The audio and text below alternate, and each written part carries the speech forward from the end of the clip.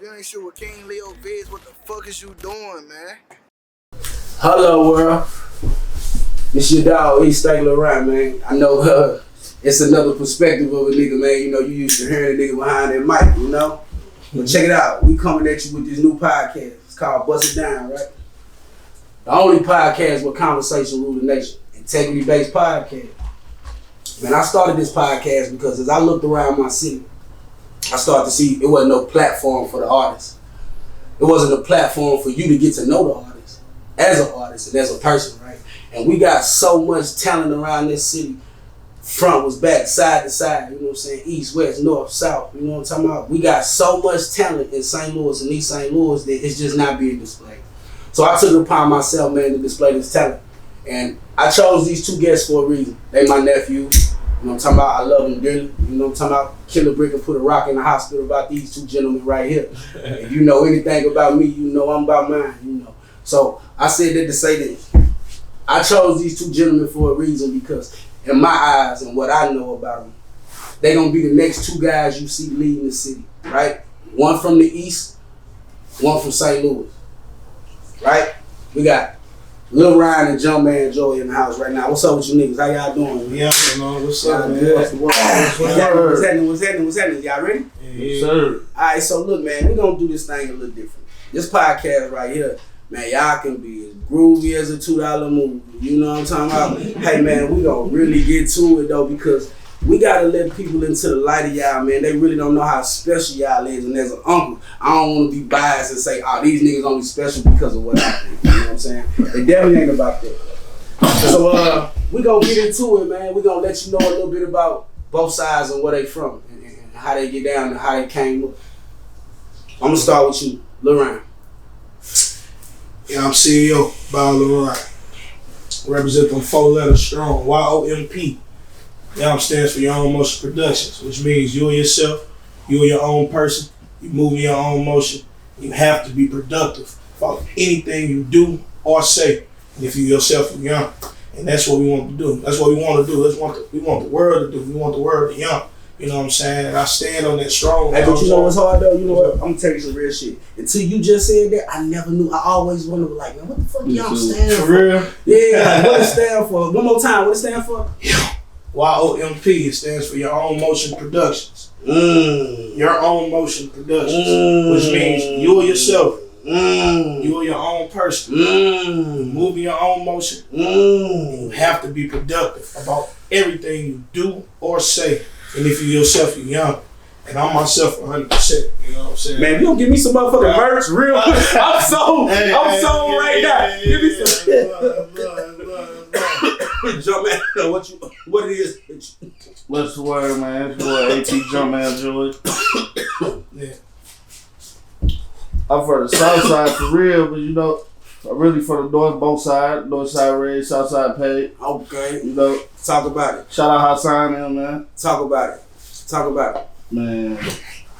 Alright, so look, let me ask y'all a question, right? I got a question before I get to both of y'all. I know I'm gonna be jumping back and forth for both of y'all.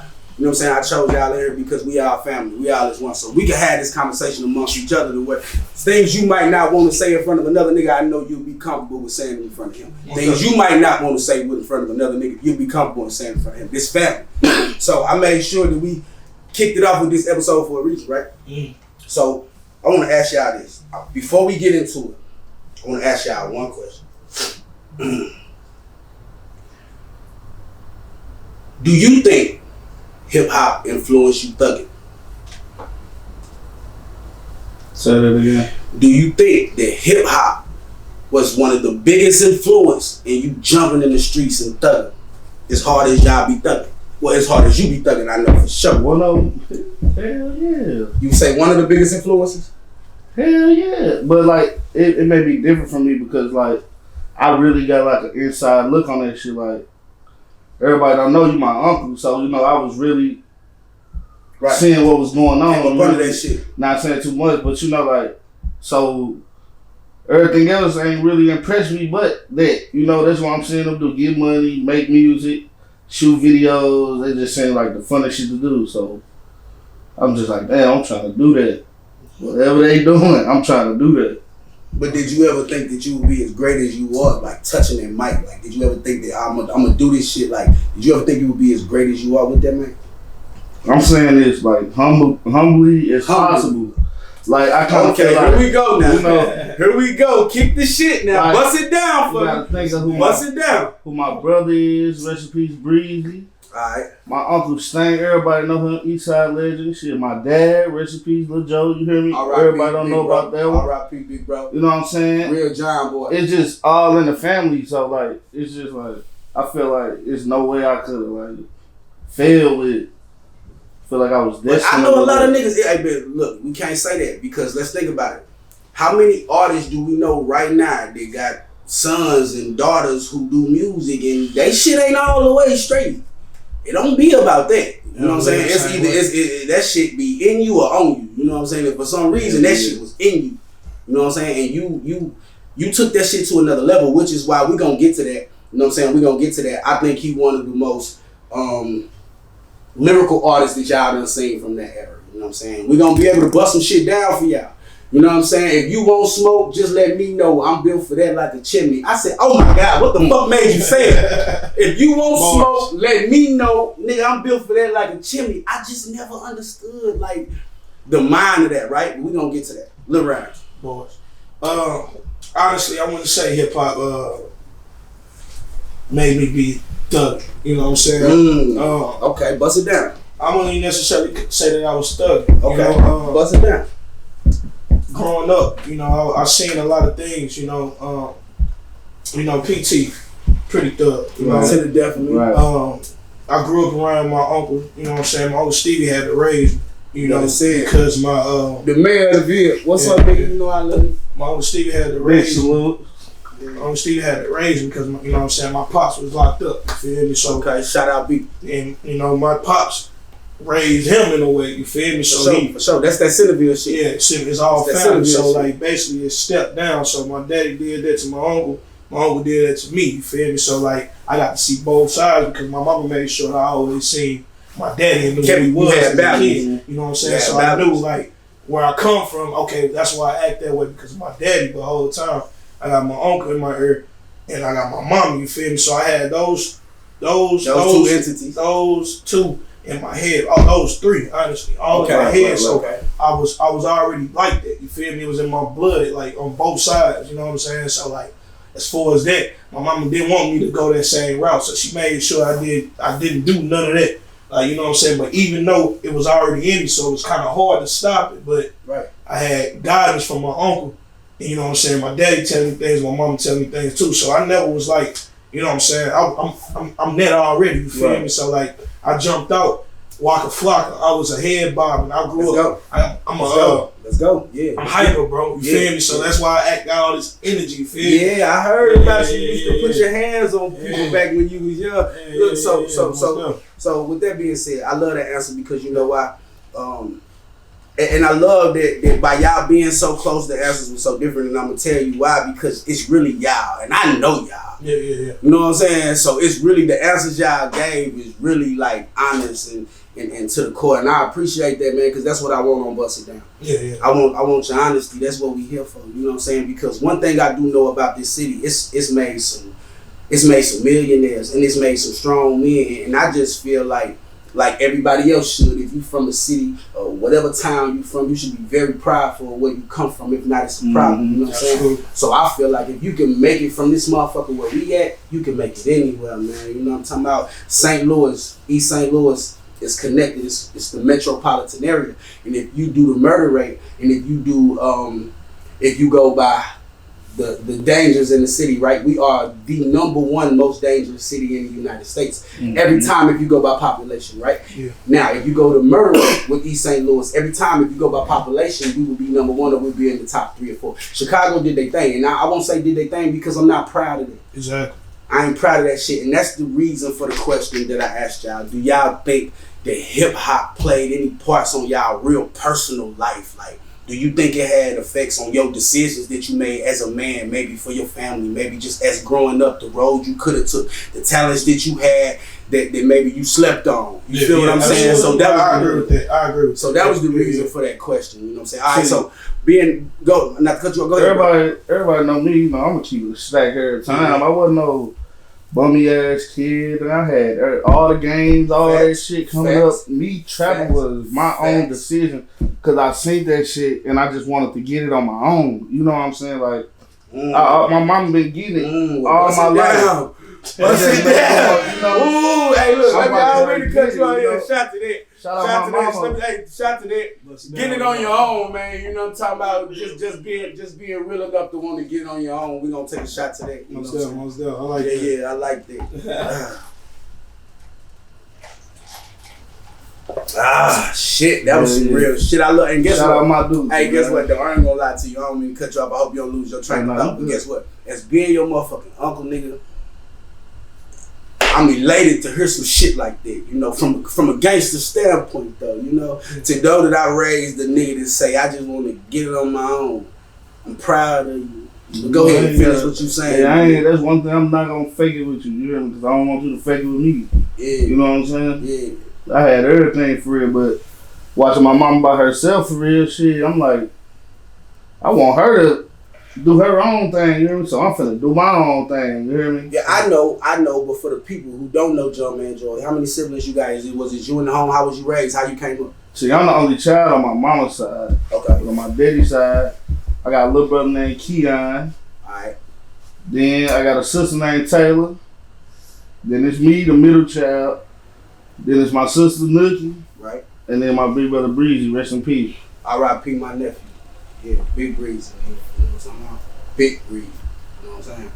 Yeah, how about you? How many siblings you came up in the house? So I got my little brother Swag, you know, and I got my big sister, Mooka. Okay. But you know, through the years. Mooka love. Mooka, you hear me? Love you, baby. Mooka put me on. Yes, sir. Mooka put me you on. better say it, nigga. If you gonna say it, you say it right. My sister put me on. Yes, sir. Yes, sir. And then I made myself a name. But like, long story short about that thugging situation, like, my uncle always told me to be better than him. You feel me? Like I told you, like he really raised me, man. He always told me to be better than him. So which uncle you? Which uncle? I know you. Stevie G. Okay, yeah, yes, sir. Stevie G. My Uncle Joe, you know, he put me in sports. My Uncle Jamil, he made me like different stuff, like monster trucks and you know, four wheelers and stuff. And my auntie had your attention to something different, other than like that type of thing. You feel me? But which explains why you so diverse. Exactly. And another thing, like, I never sold drugs in my life. You know what I'm saying? Like, and I tell in my life. You never touched the sack, boy. In my life, and like I tell people, like, you know what I'm saying? I'm not a street nigga. I'm a street smart nigga. Boy, you just hold on. Can we take a shot to that? We're gonna take a shot to something. Let's take a shot to that. Never have to sell drugs in your motherfucking life. That's a great decision. You know what I'm talking about? Because everybody ain't as fortunate, everybody ain't as headstrong as that. That ain't everybody's path. Yeah. Not just fortunate and headstrong. Everybody got their own path. Motherfucker gotta walk that. But shout out to a motherfucker who never had to touch it. You know what I'm talking about? Salute. Double shout out to that. Triple shout out. You feel me? Yeah. Well, go ahead and finish though. But long story short though, man, you know, I had to go that route, but you know what I'm saying, nothing was easy, you know what I'm saying? Like I started asking my mama for money when I was 12. Okay. You feel me? You know what I'm saying? So like I knew I had to do something different, you feel me? So okay, hold up. Not to cut you out, we got hey y'all, this how we do it on Bust It Down. Real nigga might walk in at any given moment, you know what it is with us. Big stones, big stones, big stones, big stones. You know what I'm talking about?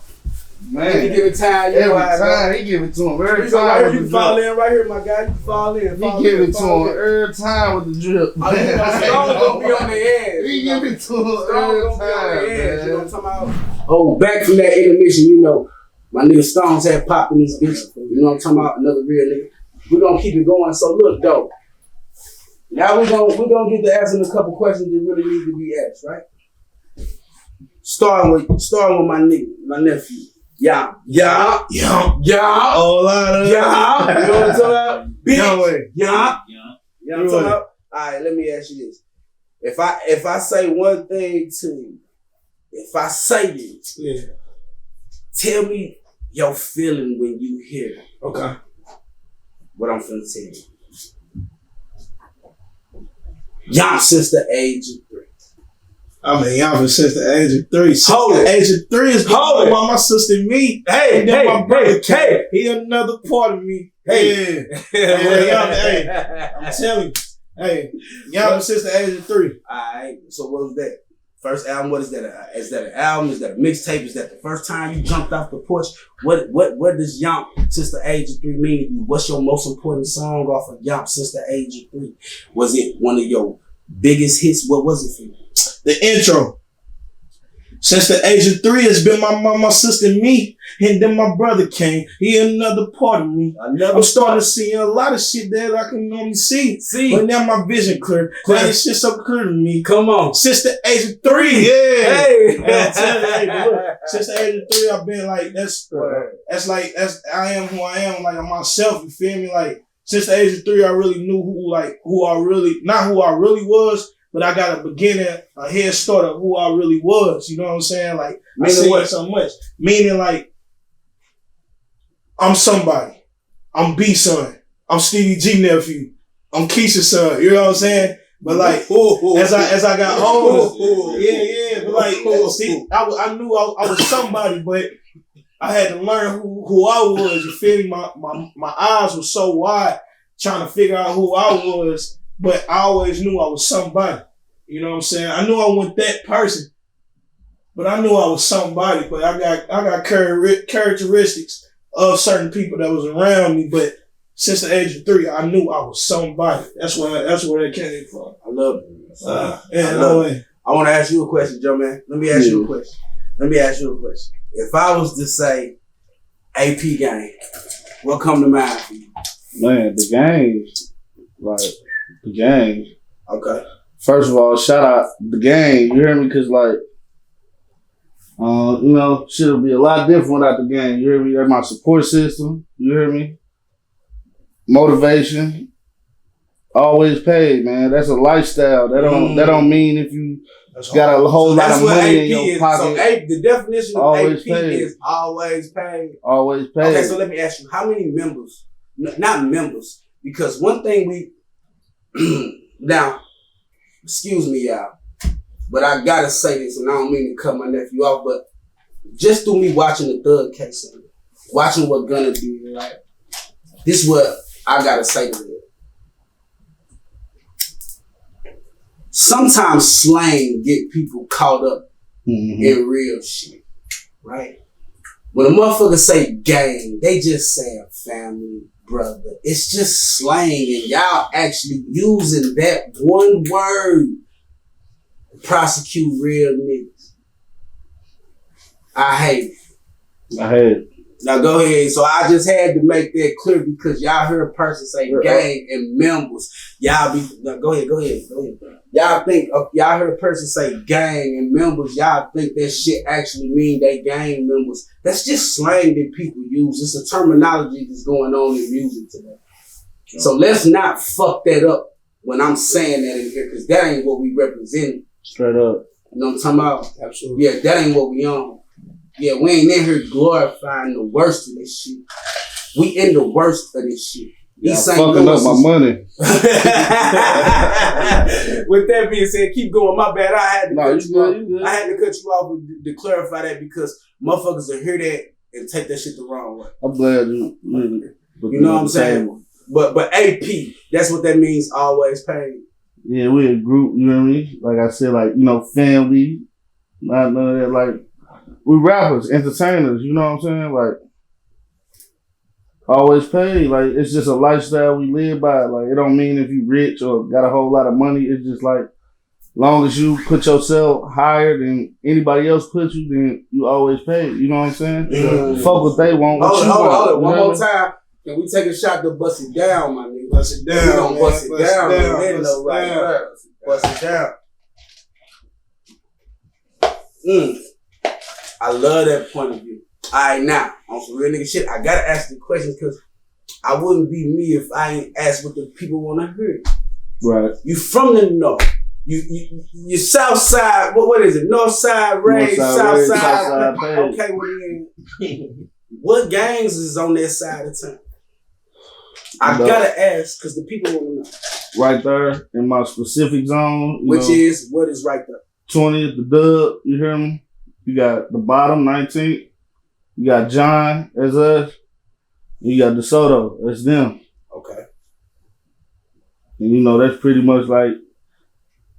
That's y'all area, right? That's how y'all bust it down. Okay, so I'm asking you this. Is it any war between them areas? Is it any beef between them areas? Because I know the people don't know.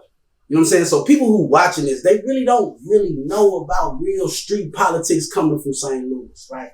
So when you say the John, they don't know where the John is. Where is the John? North side. Where is that located? So you literally get off on 70 Grand, make a left. Okay. Keep straight right down to the water tower, buckle right. All right. Keep straight past the barrels. And then where you at? You on John. Okay, yeah. You see that big tree right there, that big yellow house on the corner? That's my daddy crib on the corner. Like, I'm literally on the corner by the street sign. Like, wasn't no ducking it. It's right there. I walk out on the steps. It's right there. The hood. You say buckle right. Buckle right. You feel me? That's St. Louis slang. All right, so I want to ask you though. Laurent, Big Young. Everybody want to know. Yeah. They see you with this motherfucking crown on, right? Yeah. They see this motherfucker. Yeah. Please tell these goofy ass niggas what your crown represent. What is the meaning of you wearing your crown every time somebody see you?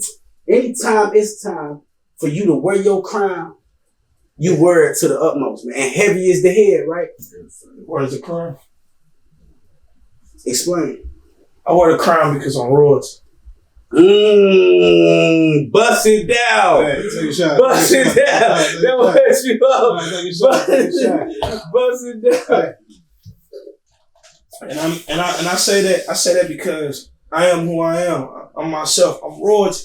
I am royalty. You royalty. You royalty. I love you royalty. Spiritually. You royalty. Spiritually. Everything. Mindset. I said visual. Talk about it. Bust it down. Speak anything. Bust it down. Bust it down. I'm royalty. I'm really royalty because I'm myself. I found myself. You know how where did you find yourself? Where I found where and when did you find yourself? Wow, truly. And how? Listen to this. That's nobody. That's the better question. I'm one of them niggas that ain't really found themselves yet. So guess what though? Guess what though? Information. And guess what though? This brought to you by a moment of Bust It Down. This what you gonna get on Bust It Down that you ain't gonna get nowhere else. Mm-hmm. Guess what, nigga? I'm this kind of guy. You can't check me if you can't check yourself, right? Straight up. You gotta be able to look in the mirror and check you before you check me. Yeah. Then I'll take your advice if you can check. That makes so much sense. So, can you hear a man who show that much integrity to say, I ain't found myself yet, man? We talking about one of the most talented. We talking about one of the most, I ain't gonna talk about it. But guess what though? Finish what you were saying, my brother. I'm sorry. The crown, sir. The crown, sir. Yes, what was the meaning? You say it's because of the influence, because of it. We are that. We are kings. We are that. Spiritually, what does it mean to you? And then on the hip hop side, what does that crown mean to you? And then I want you to, it's a 3-compartmental question. I hope I ain't going too far. I said 3-compartmental. Nigga, I'm a gangster, but I know what to do. Yeah, I don't know what I'm doing, but I know what I'm doing. You know what I'm talking about? It's a 3-compartmental question. That crown, what does it mean to you within the hip hop genre? What does it mean to you within spiritually? Yeah, that's the hint. Spiritually. And then what does it mean to you as self? Hip hop wise, industry wise, bust it down. This thing that I have going on within myself, the crown shows you. It gives attention. Everybody can see it. Why you got this crown on? Anybody can wear a crown. Bust it down. You got to figure out how they carrying themselves. My shoulders firm. Talk about it. Yeah. 10 toes down on the ground. Okay, well, let's go. And I'm myself. I'm young. No matter what it is, I can be that. I can be that in the room. I am myself. I'm going as myself. I'm not going what you feeling, or how you feeling, or what you doing, or how you doing. I'm doing what I'm doing. So as far as the hip hop, I am who I am on myself. You're never gonna find nobody like me. I love it. And I'm not being cocky and arrogant, but this is something within myself that I felt. Like you said, I'm still trying to find myself, and I will tell you the day that I found myself and how I found myself. But long story short, no. Ain't no long story shorts here, my brother. We busting it down. Okay. Well, come on with it. I found myself. People don't really know that because I don't really talk too much about it. But I was in the military. Okay. How long was you in the military? Continuously. I don't know that too much. We gonna bust it down that way. Okay, all right. So but I was in the military. I definitely was in the military. Okay. And while I was in the military, that's when I went on my spiritual journey. All right. What I mean by spiritual journey, that's when I got closer to Jehovah. And, it's different words of, saying God or the high being. Elohim, Josiah, Jehovah. Yeah. We got a lot of words. Exactly. But it's all a person that you feel. You know what I'm saying? No matter what. I don't go to the Kingdom Hall every day. I don't obey by the Kingdom Hall rules. But Jehovah is in my heart, and I am who I am, and he knows me. So with that being said. Hold on. With that being said. Keep busting it down. Keep busting it down. With that being said, when I was in there, I was at my bunk. And I'm going to tell you, the military, when you're in basic training and all that, it feels like jail, bro. I've been locked up. I got locked up, but I haven't been in jail. So I don't know. I can't compare to people that's in jail. You just said, by the way, you never touched a drug in your life, and I love it. So the fact that you've never been to jail equates with that. Yeah. I've been, locked up, they held me for a day or two or three. Nah, I ain't never did that. Cause look, you a citizen. Don't think. I'm gonna tell you right now, straight up. Okay, ain't shit sweet. Ain't shit sweet. Bust it down. Okay. Bust it down. I'm gonna look at y'all because this my family. I ain't gotta tell them nothing. You know what I'm saying? Bust it down. Ain't nothing sweet with me. You feel me? But I'm not asking for nothing. Yeah. And I'm not trying to go towards nothing. Come on. But if it come my way, I'm gonna handle my responsibilities because I got 3 kids that need me, bro. Need me in their life, and their daddy gonna be in their life. And I mean that shit with all my heart, my soul, my body, everything I got going on with me. And I mean that shit. I apologize, but I had to tell you that. But long story short, when I found myself, I was in the military. I was in the bunk, and I was away from my family. I'm a family oriented person, so I'm always around my family. So when I left, I learned that dang, I'm really by myself. But when I start, being in there, and then they are telling me they rules, I gotta do this, I gotta do that, and I'm sleeping, right? And my little brother, man, I ain't really get that close to my little brother, but I was asleep. And I had lucid dreams. Is this a real little brother? It's just my little brother, Swag. Okay. I'm in a dream, and I'm asleep. Okay. And I'm hugging my little brother, touching my little brother. I'm feeling him. Dream though. I'm in a dream, but I'm holding my little brother. I'm holding him. I'm talking to him man, bro. Miss you. I can't wait till I get done, bro. I can't wait. I'm coming back, bro. I'm buy you everything I want, bro. You know what I'm saying? Because, I got 81 on my ass, man. You feel me? You know what I'm saying? I was Stop right now. They may not know what they say it again. What you got? I got an 81 on my ass, man. Okay, explain what an ass vab is. Explain. Ass vab is a test that you have to take to get into the military. I ain't gonna tell you what I got on my. You know what I'm saying? I'm very intelligent. I'm smart. I graduated. I got great communication skills. Come on, but long story short, I was in the dream and I'm hugging my little brother. I'm talking to him, and next thing you know, it's so real. I'm at home and I wake up. I'm in a bunk with all people in the military. I'm like, I say something going on. It was to a point where it wasn't feeling real to me. You know what I'm saying? Feeling. Yeah. I got mind control too. They mind control you in the military. I ain't trying to say too much. Okay. They mind control you in the military. Keep going. I got mind control. All that was going on with me. And then they will go to a Christ church and stuff like that. And they ain't have nothing for Jehovah's Witness. So I'm staying, everybody gone, and I'm staying back. Before I left, my granny had gave me a Bible and she underlined, scriptures with a purple pen. She underlined certain scriptures and I used to read them while everybody used to go to church. Do you remember what those certain scriptures were? I honestly don't, but I read them. I read them every time that they go to church. I read them. I was in there by myself, literally the whole bunk. This is like 50, 60 people that's gone. And I'm in I there don't by ask myself. that to demean. I know how life go because let me explain. You know, I don't ask that to demean a person. I ask that because maybe what you learning and what helped you get over something could help the next motherfucker get over something. Absolutely, absolutely. You know what I'm saying? So it's reach one, teach one. You know what I'm saying? You feel me? Absolutely. So that's why I asked. Explain. No, you're right. And I still have that same Bible, but you know, I would definitely call you and let you know exactly what those scriptures say. So I'm saying from me personally, I would love to know from me to you. You know, Yeah. But go ahead. I got you. Yeah, but I used to read them, and like I wasn't reading no Bible. You know what I'm saying? I wasn't doing none of that, and it was just getting in my head, and it was like I'm in there alone, so I ain't looking at nobody. I'm doing push-ups every day. I'm just focusing, like I'm in my head, like it's me. I don't have my family. I can't call my uncle, my mama, my sister, be like, hey, boom. I couldn't talk to them, like, you feel me? So I really had to focus on me. And that was one of the biggest keys of me finding myself, because I felt like it was only me. Okay, so God worked through people, right? Absolutely. Okay, so did you have anybody that was close to you, like a best friend or anything that was close to you? As far as what, when I was in the military? Yeah, that like helped guide you through the feelings that you was feeling, as far as the spiritual experience that you was feeling in the military. Did you have anybody to help guide you through that? Can I be honest? It was me.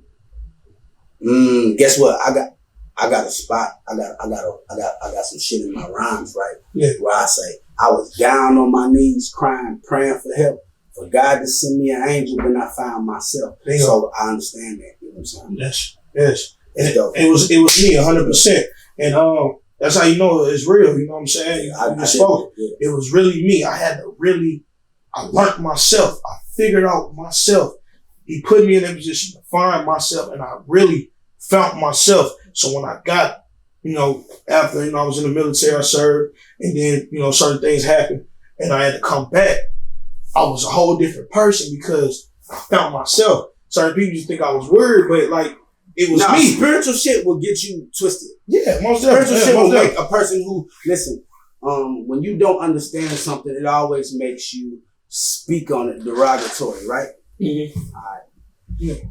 Jumpman, I want to ask you, with that being said, best friends, I know personally, you lost one of your best friends. Like, I know, this is what I know about you, with you being my nephew, with you being, literally, Jumpman Joy is literally my mother's daughter's son, right? So, and he'll tell you I ain't never been the kind of guy that, will cut corners for you and for you to grow. I can't do that for you. I can't do that for you. I'll tell you some real shit that nobody know, right? Let me give you some real facts before I ask you this question. Jumpman used to be like, Unc, I'm rapping. I do this shit. I'll be like, yeah, I don't even want to hear it. Mm-hmm. That's dope. That's dope. I know you gonna do it. You could do whatever you want. Cause Jumpman been the kind of guy since he was a fucking baby. Since Jumpman was 3 years old, man. He was doing amazing things, and as his uncle for real, I noticed it in him. I knew who he was. I knew what time it was, right? So, if y'all see me looking back, I'm talking to my man, you know what I'm saying? Excuse me, because this our first time. It may be some rough shit that you may not understand. Or it may be like, why is he looking over the camera? Because I'm talking to my motherfucking man, my motherfucking half coat owner of Bust It Down. You know what I'm saying? He is also the nigga who working the camera, you know what I'm saying? So I'm really looking at my man having a real conversation and shit, you know what I'm saying? So excuse me if I don't project myself the way I'm supposed to. I'm learning. But going forward, Jumpman always been there. So I always knew he was destined for greatness. I just didn't know what he was gonna choose, because we talking about a kid who could fucking beat video games when niggas, he was 5, motherfuckers was 12, 15, 16, couldn't beat the game in the board, and this little nigga was doing it. You feel what I'm saying? We talking about that kind of kid. He was in the game, he just been that kind of kid his whole life. Like, he was advanced. Yeah. He's been that kind of kid. But I speak firmly when I say, like, best friends, right? Like, I know personally about the losses of your best friend. And when I speak Daryl, what feeling, not feeling, because I know the feeling, but knowing how big of a fan he was of you and knowing who he was of you, how do you feel right now at this point, knowing that we come from greatness. We come from women who gave us an opportunity, a chance, right? And you said that in here, and which is why we took shots today. Your honesty is the reason why Bust It Down is going to be as great as it is. Because we'll never be able to get that nowhere else. So, for the viewers who are real fans of Jumpman Joy, who don't know he really cut like that. Like, little dude really come from that. And he a big dude. I call him little dude because that's my little dude, but big dude. You know what I'm talking about? I'm saying he really cut like that, but I'm saying when I speak of it, you know, where does it take you? Where does it make you want to be where your best friend, where I know the story of your best friend? Where does it take you from knowing that your best friend was one of your biggest fans to knowing where he was and what happened, which I'll allow you to explain your story, knowing what it was and what happened, and knowing today where you supposed to be with the same belief that your best friend had in you. Can you understand the question? Like, where you supposed to be, knowing that feeling when you had when it happened to right now in your life? Where do you see yourself from that point? From how long has it been? Probably like a year now. Since Daryl passed? Yeah, it's been probably a year. You don't think it's been a little longer? Maybe 2? No, it's been like 2 years. Maybe like 2. I know you. I know, like, that's what I'm saying. You my nephew. That's why I'm like, I'm up under the story. You know what I'm saying? So I'm saying this. I don't want to correct nobody's story, but this is really my mother's daughter's son. You know? So I'm saying that to say, from that time, right? So where you at right now to a year from now? Where does your career, where do you see yourself in your career?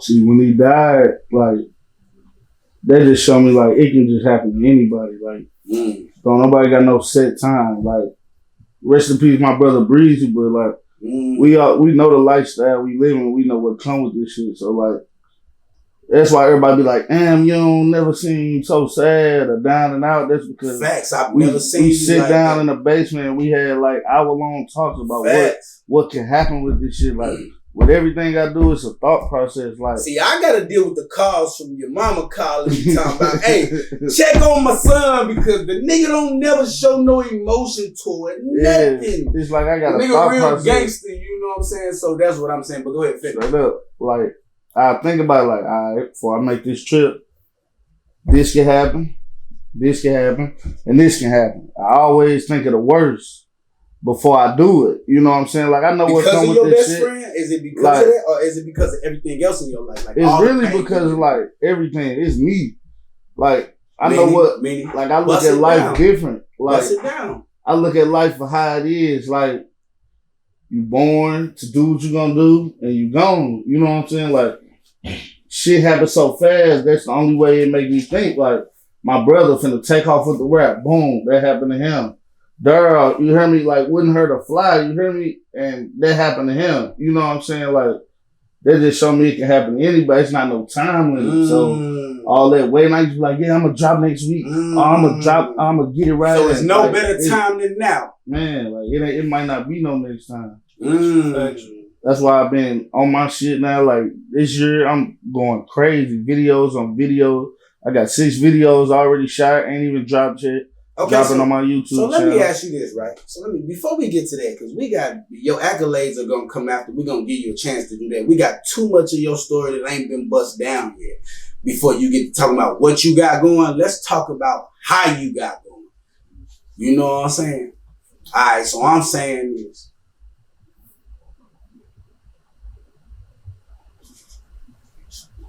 You came up under some, we know this, your family cut from that.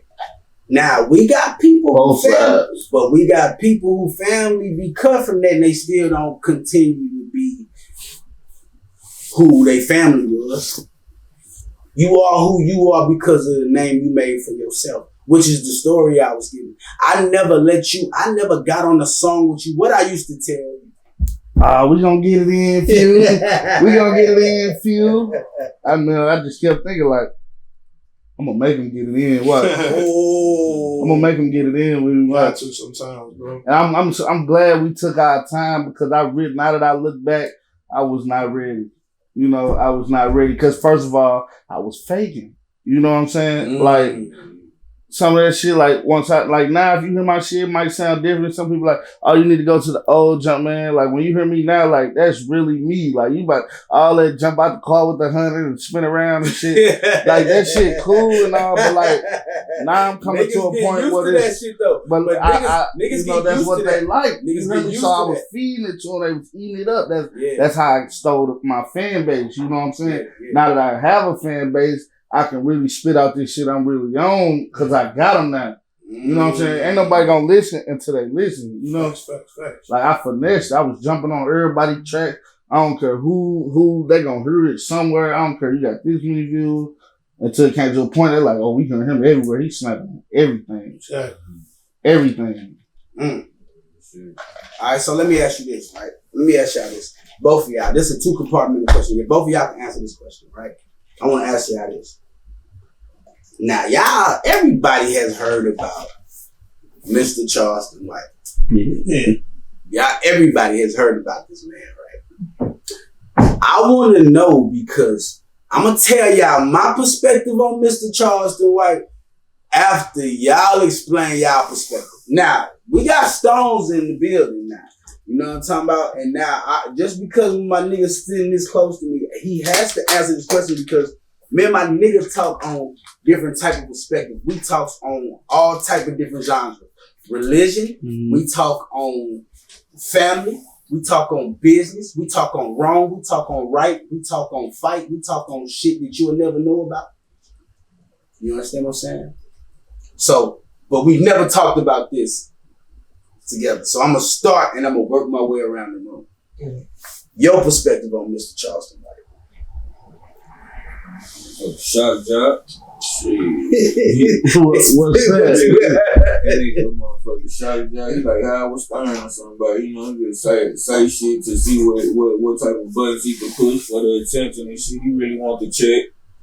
You know what to do to get that attention and get that money coming to him. I seen a clip on T.I. where that nigga say, man, y'all watching COINTELPRO. If you know what that is, if you don't know, go look up what COINTELPRO is, right?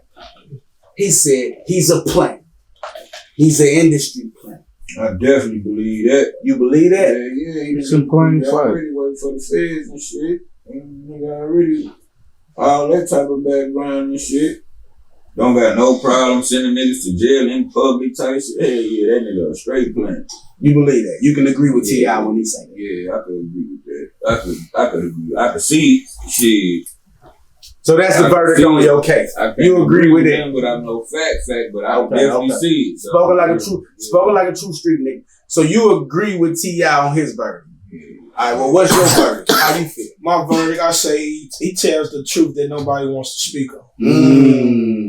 He tells it. Hold up, bust it down. Hold up. You might as well skip mine because that's exactly what I was going to say. No. He tells the truth. That's exactly what I was going to say. Hold up now, because I need y'all to bust this shit down because it's some shit now. Be careful what you saying because I'm standing on what I say. I got you. Whatever come out my mouth, I mean. There we go. So, he says certain things that certain people won't say, but they'll think it. But they won't say it. I agree. They ain't gonna say it because they don't want other people that's around them to feel like, oh, he like that the whole time. They thinking the same shit. Facts. You motherfuckers thinking the same shit, but you won't speak on it. He's saying it. He's actually saying it. I agree. Because you never know what you're doing in a certain position. Exactly. If you did something, all right, you're a real nigga. I did that. Fuck it. I'm gonna hold up to it. It is what it is. Right. But if you did something, and then the motherfuckers you did shit with was trying to kill you, fuck your baby mama, turned around and motherfucking stole you, did you all that shit, and they want you to motherfucking stay down with them, Be a real nigga and tell the Okay, truth so what you bust it do. down. You saying that to say what? So I'm asking. So you agree with his perspective as far as what? His perspective of telling the fucking truth On about what certain si- situations. Okay, certain. That's what I'm Certain situations. Okay, Certain okay, situations that you put yourself in and be like, damn, would I do that too? Did that motherfucker deserve to die? Did that motherfucker deserve to live? Right. It's the truth. It's the hard truth. You gotta bust it down. Chargement gotta gives you bust the it down. hard truth. I would say I can't. So that's he talks about different situations. About which is different why I'm people. asking you your judgment on him as a whole. He tells the hard truth. That's your verdict. Yes, he tells the hard truth. What's your verdict? I feel like sometimes he can get a bit disrespectful, Okay. but same thing. He tell the hard truth. hard You know what I'm truth, saying? okay. Like, Okay. he never said he was the toughest nigga. He never said he was a street nigga. Okay. He lets you know out the gate, like I don't know, you like a police ass nigga is a police ass nigga, but like he's warning you and letting you know what the hell you dealing with before. Like, look, you come over here, I'm on that police shit. So But I'm calling 12. So, like, You hit me, nigga. you best off just calling 12. Press out the the charge. gate. Ain't no question. I'm calling 12. He letting you know out the gate. So I say he ain't no faking ass nigga. He ain't faking. He letting you know you come over and fuck with me. This what I'm gonna do. Okay, and I'm so gonna do he this. ain't faking. He's true to himself, right? Exactly. Okay, but does that mean that being true to yourself, because you're true? I know some devil worshippers that can be true to devil worshiping. Mm-hmm. I don't think he being true to himself. That ain't that nigga. Oh, he's most definitely chasing. Okay, the so what check. you mean? Bust it down. He Bust it chasing down. the I'm check. saying bust it down. That ain't him behind the cameras. That ain't him and his family life. That ain't how that nigga acting right So now. okay, so look, I got this thing, right? I got this thing now, Mr. Charleston White. Now, Mr. Charleston White, let me intervene. Look, Mr. Charleston White, I'm gonna speak respectfully. I'm gonna speak with intellect. I'm gonna speak with knowing that I gotta make sure I watch what the hell I say when it comes to dealing with you. I'm respectful of that. You can have it. But I'm going to say this. Mr. Charleston White. I watched when your rhetoric was about killing dogs and F all the white people and what you would do to white people. I watched your rhetoric. And guess what? I did not agree. In nan parts, I did not agree. Let me say that clearly. I did not agree with no rhetoric that you had with any hate, with any ignorance. I did not agree because I feel you such an intelligent man. And it was pearled that perfectly. That be destroyed. Fucking bad. I remember. Story of a backwood. Check it out, man. That's what you get at busting down. The wrong man. Hey man, we He really in busting here. it down. We really in here, man. We really in here, man. So don't forget it. We talking about Miss Roll, backwoods, and everything. You know what I'm talking about? But anyway, Mr. Charleston White, don't get confused now. I seen your dialogue. I heard your dialogue in the beginning, and it wasn't the same as now. And I'm going to say that respectfully. Now, man, I agree with so much that you say. You such a real nigga to me in so many ways. You such a man to me. You such a respectful man that I could learn from in so many ways, bro. But what rubbed me the wrong way is that I heard your rhetoric. I listened to you in the beginning and it wasn't the same as it is now. It was tuned to another audience at first. And it just seems to me, COINTELPRO, I'ma just say this. You leave so much room for people to make those type of analogies on you, sir. Mr. Charleston White, please quit talking about people's kids because that's what makes people think that you literally are out for a different cause. Because what won't bring a person off the porch but they kids?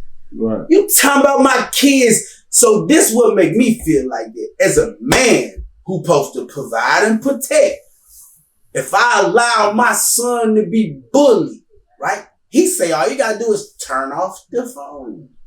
But the first time I heard it, could have had an effect on my soul and on my spirit that live with me and really bully me in my spirit. Not T.I. son, T.I. son, Boosie son. You feel what I'm saying? But listen though, I don't want to go too far because Mr. Charleston White, I know who you. I know your rhetoric switch, and which is where I change off path. Now, I want to ask this. This is what I want to ask. You from East St. Louis, Illinois? No. Oh, excuse me, sir. Would you please bust it down? I'm from the 618. Hold it. Okay, where at in the 618? Eastside Ville boy. I live in Coke. What's a Ville boy though? Motherfucking Ville, you hear me? A Ville boy, send me Ville. Real Ville boy. I'm a sister baby. 6 stars. Okay, so you're a Touche baby. So you're a Touche baby or what? No. I wouldn't necessarily say this. Okay. I was raised in Centerville. Okay. I was raised in Centerville. But now you really a Centerville. I'm a real Ville boy. I'm Centerville Prince. It makes more sense. Bust it down. Centerville Prince. My daddy a king. Okay. My uncle's a king. Okay. He the mayor. You know what I'm saying? He the mayor. But my daddy, I'm a daddy king. But I'm also Centerville Prince. I'm from the Ville. You know what I'm saying? Ever since I was a little one, I was out there. You feel me? 6 stars. Even when I had to move certain different ways, my mama had to move me up the hill, bro, to save my life. Why is that? Save your life for what? She saved my life for me, man. Turn to a street thug. You know what I'm saying? So she saved your life from you. She saved you from She saved my life because she seen the direction I was going. She seen that I was about to start selling. She seen that I was about to toting guns. My mama saved my life and moved me up the hill. Saved my life. Okay. Keisha Tanise Owens, I love you forever and always. Yeah. But she saved my life. Well, real East Side Ville boy. You know what I'm saying? When they ask me like, where you from? You from the East Side. East Side Ville boy. I'm from the East Side of the loop. Okay, now hold up. Now, Yeah. I'm glad you said that. I'm glad you said that now. Because y'all both sitting on this couch. Yeah. And you from where? I'm from the East Side of the loop. Well, hold on, we don't understand. East Side what? East Side of St. Louis. Okay, which is what? East St. Louis, Illinois. Okay, where you from? I'm from. Hold on, the Henny just killed. I'm from St. Louis. I'm from the Dub, John Block, man. No side. Nah, man. but where you from? What is the state? Missouri. You from Missouri. Yeah. What's your state? Illinois. How far is it from Missouri? Shit. 5 minutes. Cross the bridge. It's 5 minutes from Missouri? From Missouri, yeah, you cross the bridge. So the bridge is a 5-minute drive. No, not even necessarily that. It's probably what, 30, what? 45 seconds? 45 seconds. Depending on the drive. A minute or two. You got traffic. Okay. Yeah. I said that to say this because I want y'all to distinguish the two. It literally is 2 different states when you deal with us. I'm over here on the east with it. You hear me? Yeah, facts. We dealing with a man from St. Louis, Missouri, over here on the east side of East St. Louis, Illinois. Yeah. What divides you two? The bridge. Okay, so let me ask you this. What divides you two from music, from your standpoint? Okay. This is when you look at from St. Louis perspective. Nah, keep it real. Bust it down. I'm gonna bust it down. Not you so much. I just heard your music. Right. But when I heard St. Louis music, I think about high speeds. I think about guns. I think about purses. I think about purses. What? Oh, the shoulder strap. Yeah. Okay. Okay. I think about. But look though, let me show y'all what's so crazy. He explaining this shit, and that man lifting shit up. So it lets you know what's going on, right? But we gonna bust it. All right. So my question to you: what's the difference between St. Louis and East St. Louis with the music? See, with me being in St. Louis, Like, I don't know, it might be different with me because, you know, I like lyrical rappers. Like, I don't like the same shit, and that St. Louis like the same shit. So that's kind of like why I fuck with the East, because, like, plus, like, the impression East Side niggas give out, they get money, you know? You come do some business with us. We ain't, like, niggas just standing around 20 deep with some guns. Who the fuck finna come pay you for a feature? Who finna feel safe in the studio with you? Y'all just bounce around 20 switches. Like, ain't nobody finna come spend no money with you. Right. A lot to do with business, man. People don't be understanding the studio atmosphere got a lot to do with business and who wanna come spend some money with you, like that kind of company you keep. You know what I'm saying? Go ahead though.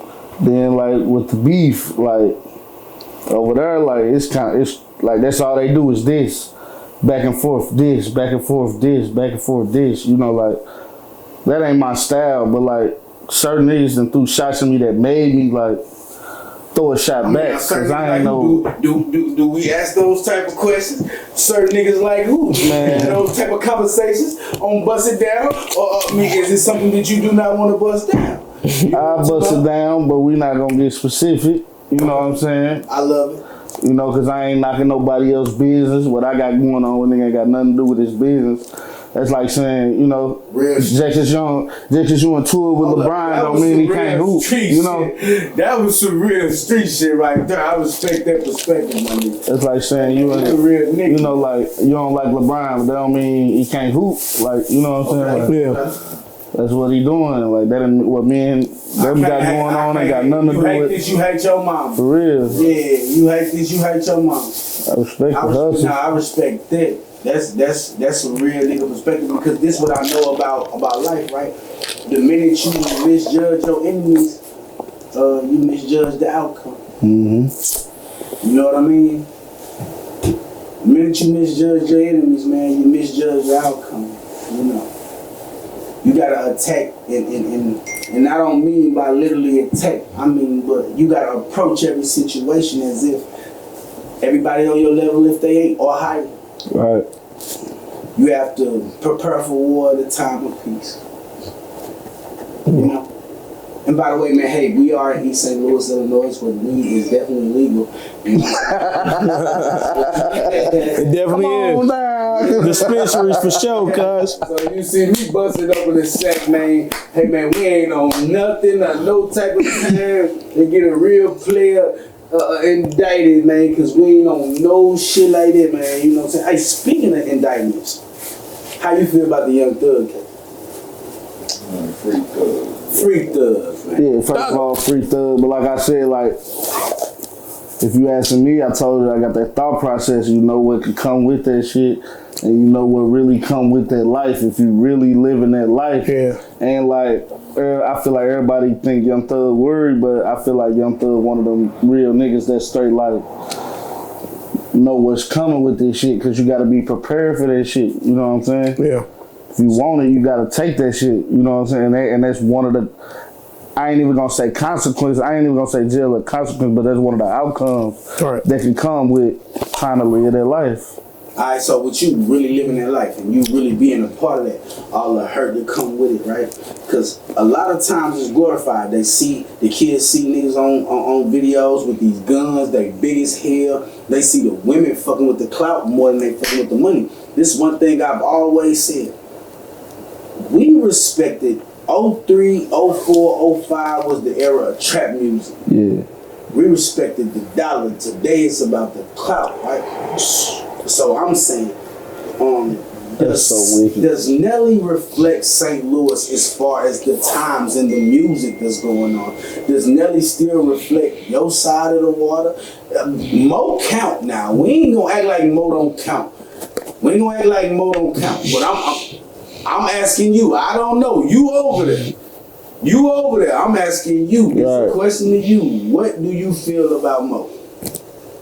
Do you feel that his influence is still impactful in today's era? Like, I'm not a hypocrite, so like I'm gonna say these two things. I'm gonna say like he really like let's be real, he not doing shit. Okay. But at the same time, what I stand on is once you put in the work and handle your business, you get everything you deserve. You're not obligated to do nothing for nobody. Sit down. Like you not obligated. Sit down. Yeah, it's real down. nigga shit to share and put niggas on. That's I guess the right thing to do. But you know, as a man, as a person with family, you get what you work kids, for. You know what I'm saying? Talk about it. As long as you take care of your family, that's all that matters. Bust it down. So that's what your perspective is as far as the Nelly and what his credibility holds today on the St. Louis music scene. Yeah, he ain't zero. He just ain't. But I ain't mad at him. He on them bigger things. I don't even expect him to be on the shit we on. You know what I'm saying? Like. All right. So one question before I get to you. I want to ask you this question before I ask Jumpman. Man, look, you know why I respected your hustle? Y'all surpassed me when it came to the business aspect of the music. See, I come from the hand to hand. Get the CD, press it up, go sell it. See, that's what we. I witnessed that. You know what I'm saying? So I'm asking you, like, what changed your perspective, or what was your mind at to say, you know what, I'm finna get on my business? Cause this ain't no cap. Since I've been knowing you've been rapping like to where I respected the music, you've been getting a dollar off. What made you say, man, you know what? I refuse to rap unless I get a dollar. I remember having real conversations with you when you jump out the car doing whatever we do. You know what I mean? And you say, nigga ain't getting a hook or verse out of me unless he pay for it. You like, you still give these niggas verses for free? Like, you really believe in getting paid for your art? Where did that come from? Shit, it come from me, you know, like I'm trying to like say it like whatever you sell, I'm just saying whatever you selling, I'm not gonna try to get no deal. I'm just gonna buy it if I want it. Just don't complain about my price. As a consumer. You know what I'm saying? Yeah, you said like if yours, I feel like you putting in the work, this is what you want for a feature. Okay, well, bust it down. My pride ain't too big to pay you for your time. You know what I'm saying? Okay. This might be a real street nigga we dealing with. You know what I mean? Really, like that, I feel like you gotta pay for my time. You know, I could be out here, you know, going to work. You know, get to it. You know what I'm saying? Like, so, and then like, I feel like that's what come with it. Like, the game not genuine no more. Like, I feel like once if I was to get on, I'd still pay Jeezy and pay all the big niggas no matter what their status is because they play a big part in me. So you know, in the music. Just for respect. Like you. Like, I get that big check, I'm still paying my uncle for a feature because it's what come with the shit. It's not even about the song. I love you, nigga. We gonna get together. You know, it ain't even about the song. What I'm asking you, motherfucking ass, this is what I'm asking you. As far as music, right?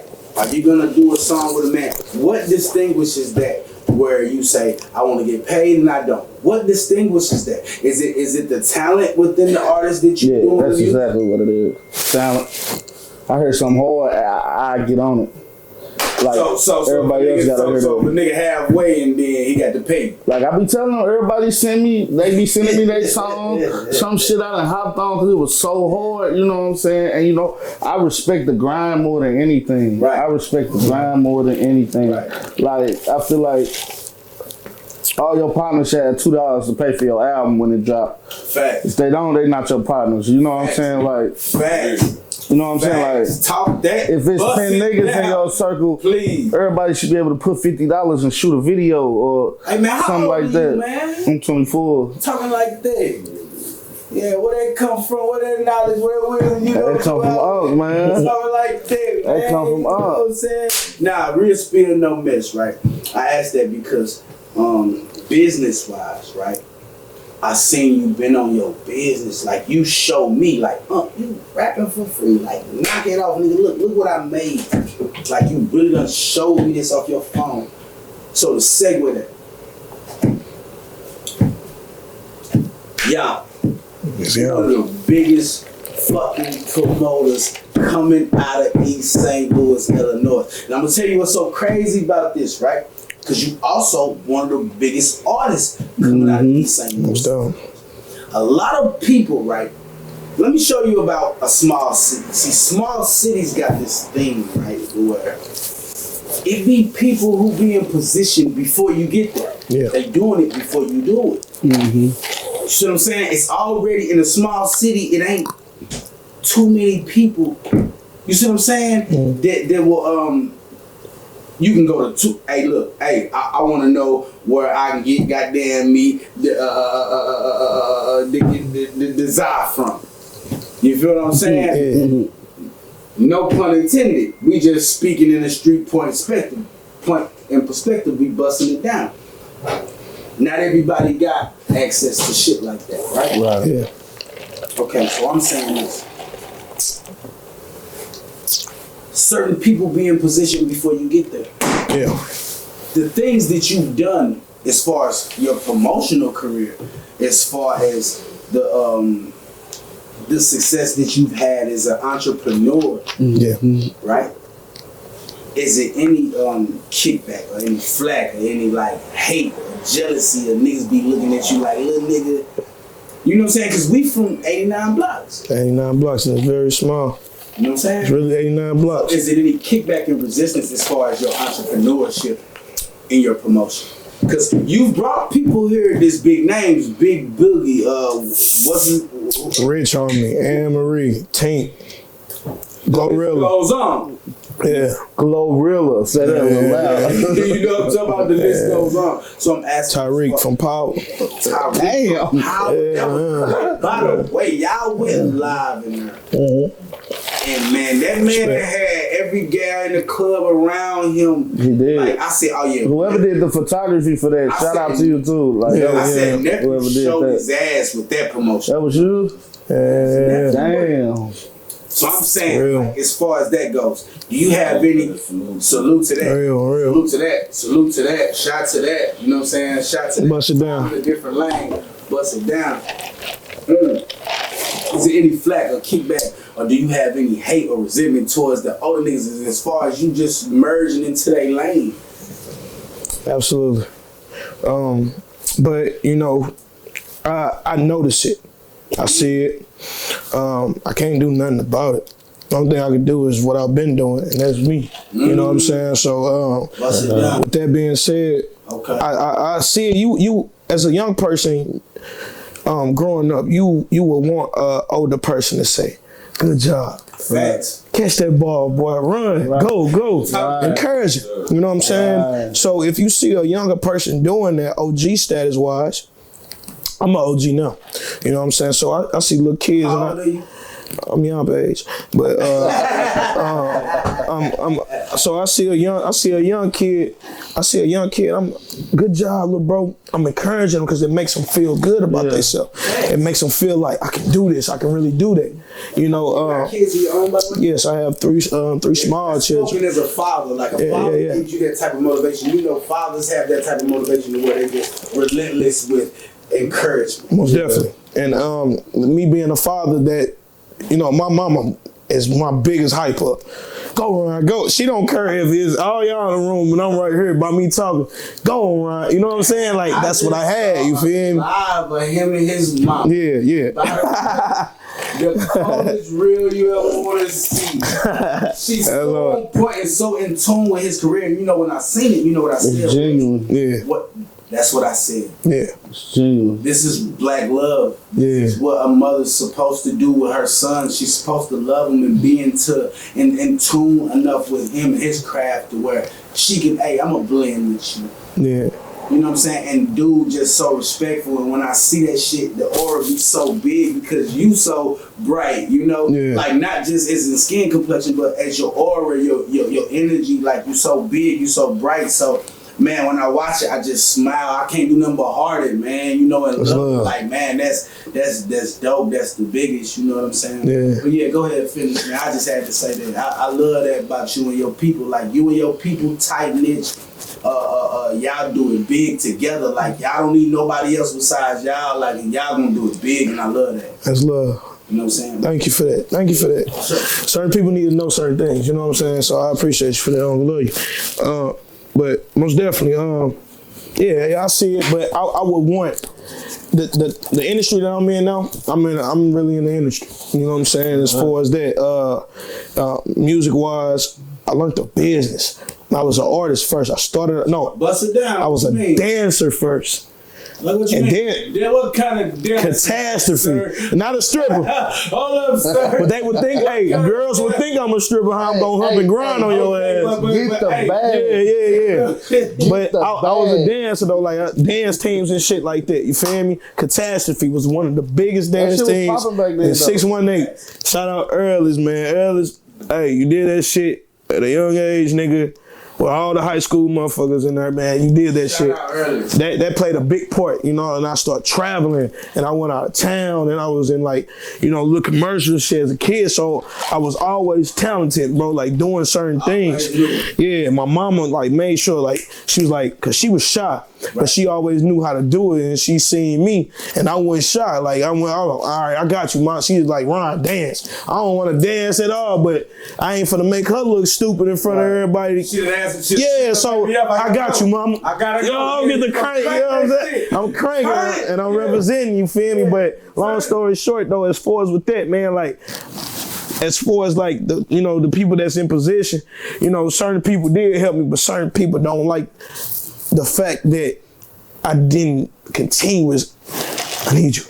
No, bust it down. What you mean? Like, and what I mean, because we talking about promotion now. Absolutely. We're talking about as far as you merging into somebody else's lane. As far as like what you mean by that? Bust it down.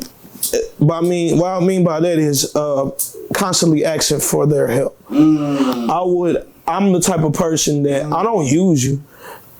You teach me something, and I take it upon myself, and I go with it the way I go with it. And once I go with it, so certain people, it might be like, damn, he elevated quicker than me. Other than being a real person, a real guy, and saying, cause shit, that's how you do it, bro. You did that good, bro. You took exactly what I said to you, and you ran off with a good shit. They got a saying that goes, a wise man learns from others, a smart man learns from his own mistakes. Yeah. You know what I'm saying? So it's dope to be able to distinguish the two, but I love where you young dudes at. That's why I chose y'all to be my first episode. Right. It's the mental of y'all. Not everybody there mentally. People y'all age don't be there mentally, man. Niggas can't bust it down like that. Yeah. You know what I'm saying? Like I love the way you strong minded for sure. I love that shit.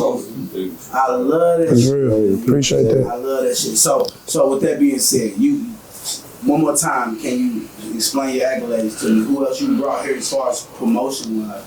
Promotion-wise, you know, Tyreek from Power. When Power was popping, it's about to start another season, so be on the lookout for that.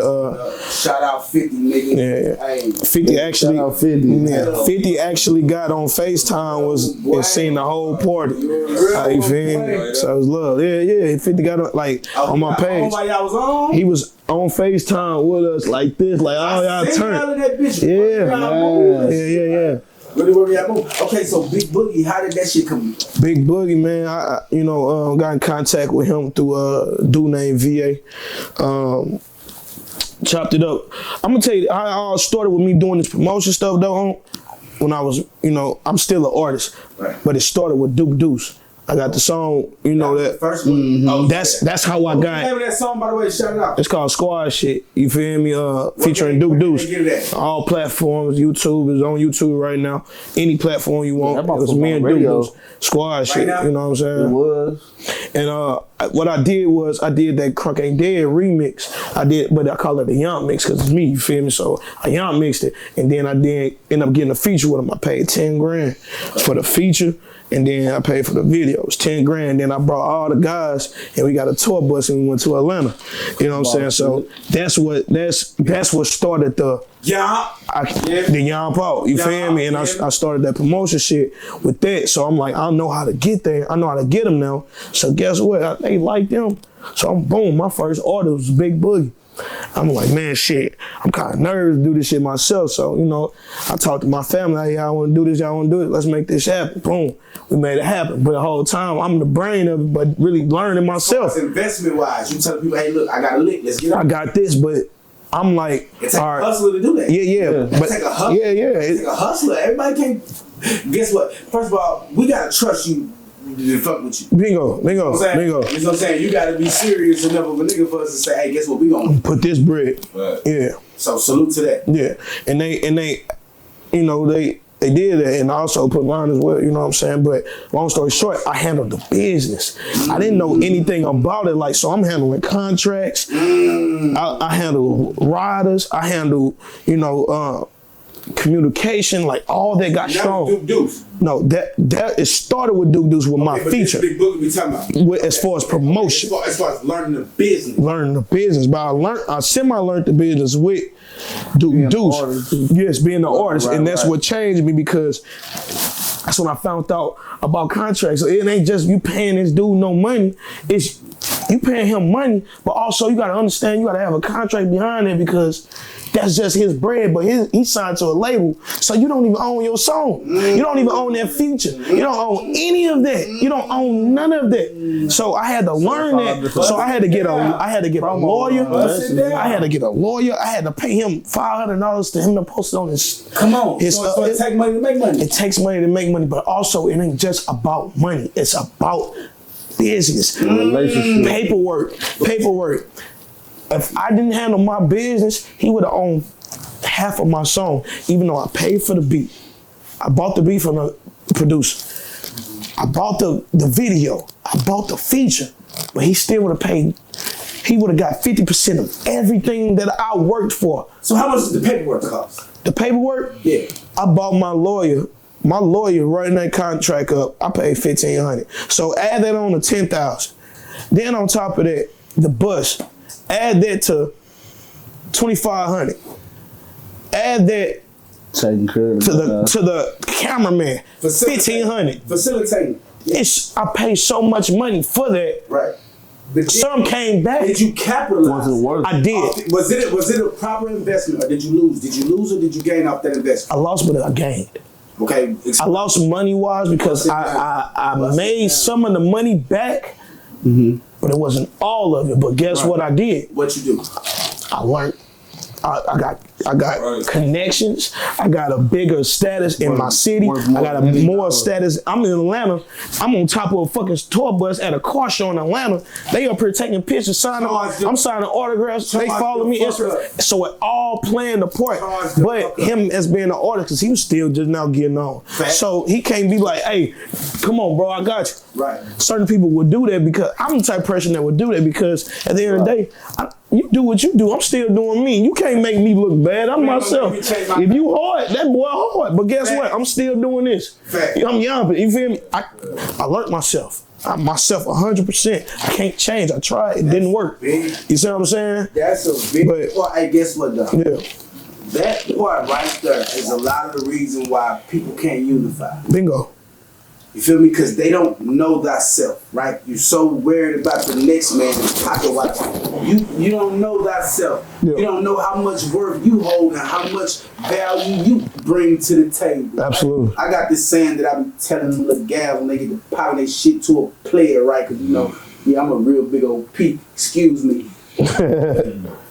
They be popping their shit to a player, right? And I be telling them, they say, bitch, they say, well, Steak, what you bring to the table? I say, bitch, I bring the table to the table.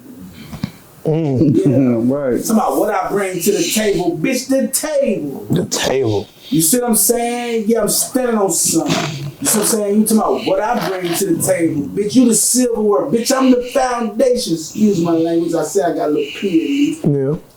I'm the foundation. I bring the table to the table. Yeah. Without me, guess what? You can't connive, you can't slime. Guess what? Cause I'm so big. Can't eat. I'm so big to where even the women, right, who step outside a real player, the niggas that talk to them only do it because they tied to a real player. You get it? Yeah. You've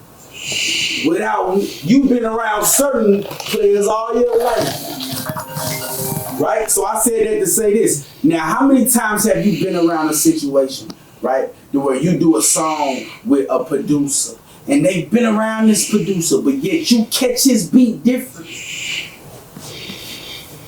you catch his beat differently, right? As an artist, you catch his beat differently. Your vibe totally different than the vibe he create off that beat. What happens? The friction. Okay, why though? What creates the friction? Jealousy, you know, like Then thyself. if I've been doing, if I feel like, well, not me, cause I'm a real nigga, but like somebody probably like I've been doing this shit for so long. You separate that. You know, somebody like I've been doing this shit. I've been doing this shit for so long and it ain't working. Little dude did this little shit, now it's popping, but like. See, I believe in you getting what you put out. That's why I never get mad when they put me like 7 or 6 on top 10 artists from St. Louis. 7 or 6 lists are you on from anybody over there? That's what I want to know. Nah, I'm just saying like They actually put you there, or you just? I'm really be like 5 or 4, but they never give me that number 1 spot, but I don't deserve it. You hear me? It's what? Hold on. Meaning I ain't put the work in. Bust it down for me, sir. Meaning it's artists that's outworking me right now. It's artists that's dropping more than me right now. That's posting more content. That's handling their business correctly. You know, I kind of been slacking. I can say that though. I'm a man. You know what I'm saying? Yeah. But that's why I never get mad. I give the next man their credit because he's working. Hey, but look though. So this is the part where I choose. Where you say, "Fuck if I'm biased." This is the part where I buy into my nigga. Right? Because that man his own man, and for a man to talk like that, for a man to have that type of self-esteem, man, that takes a certain self-esteem to know that he can have your honor is yours, your due diligence is yours, everything that you earned is yours. If you've done the research to become who you become, hey man, you put the work in to become who you become. I'm not knocking you because I know I haven't done my job as an artist. It takes a big man to say that, and that's where I think I draw the line and where I say fuck whoever thinks that I'm biased towards you. Feel me? Because as a real nigga, I respect you.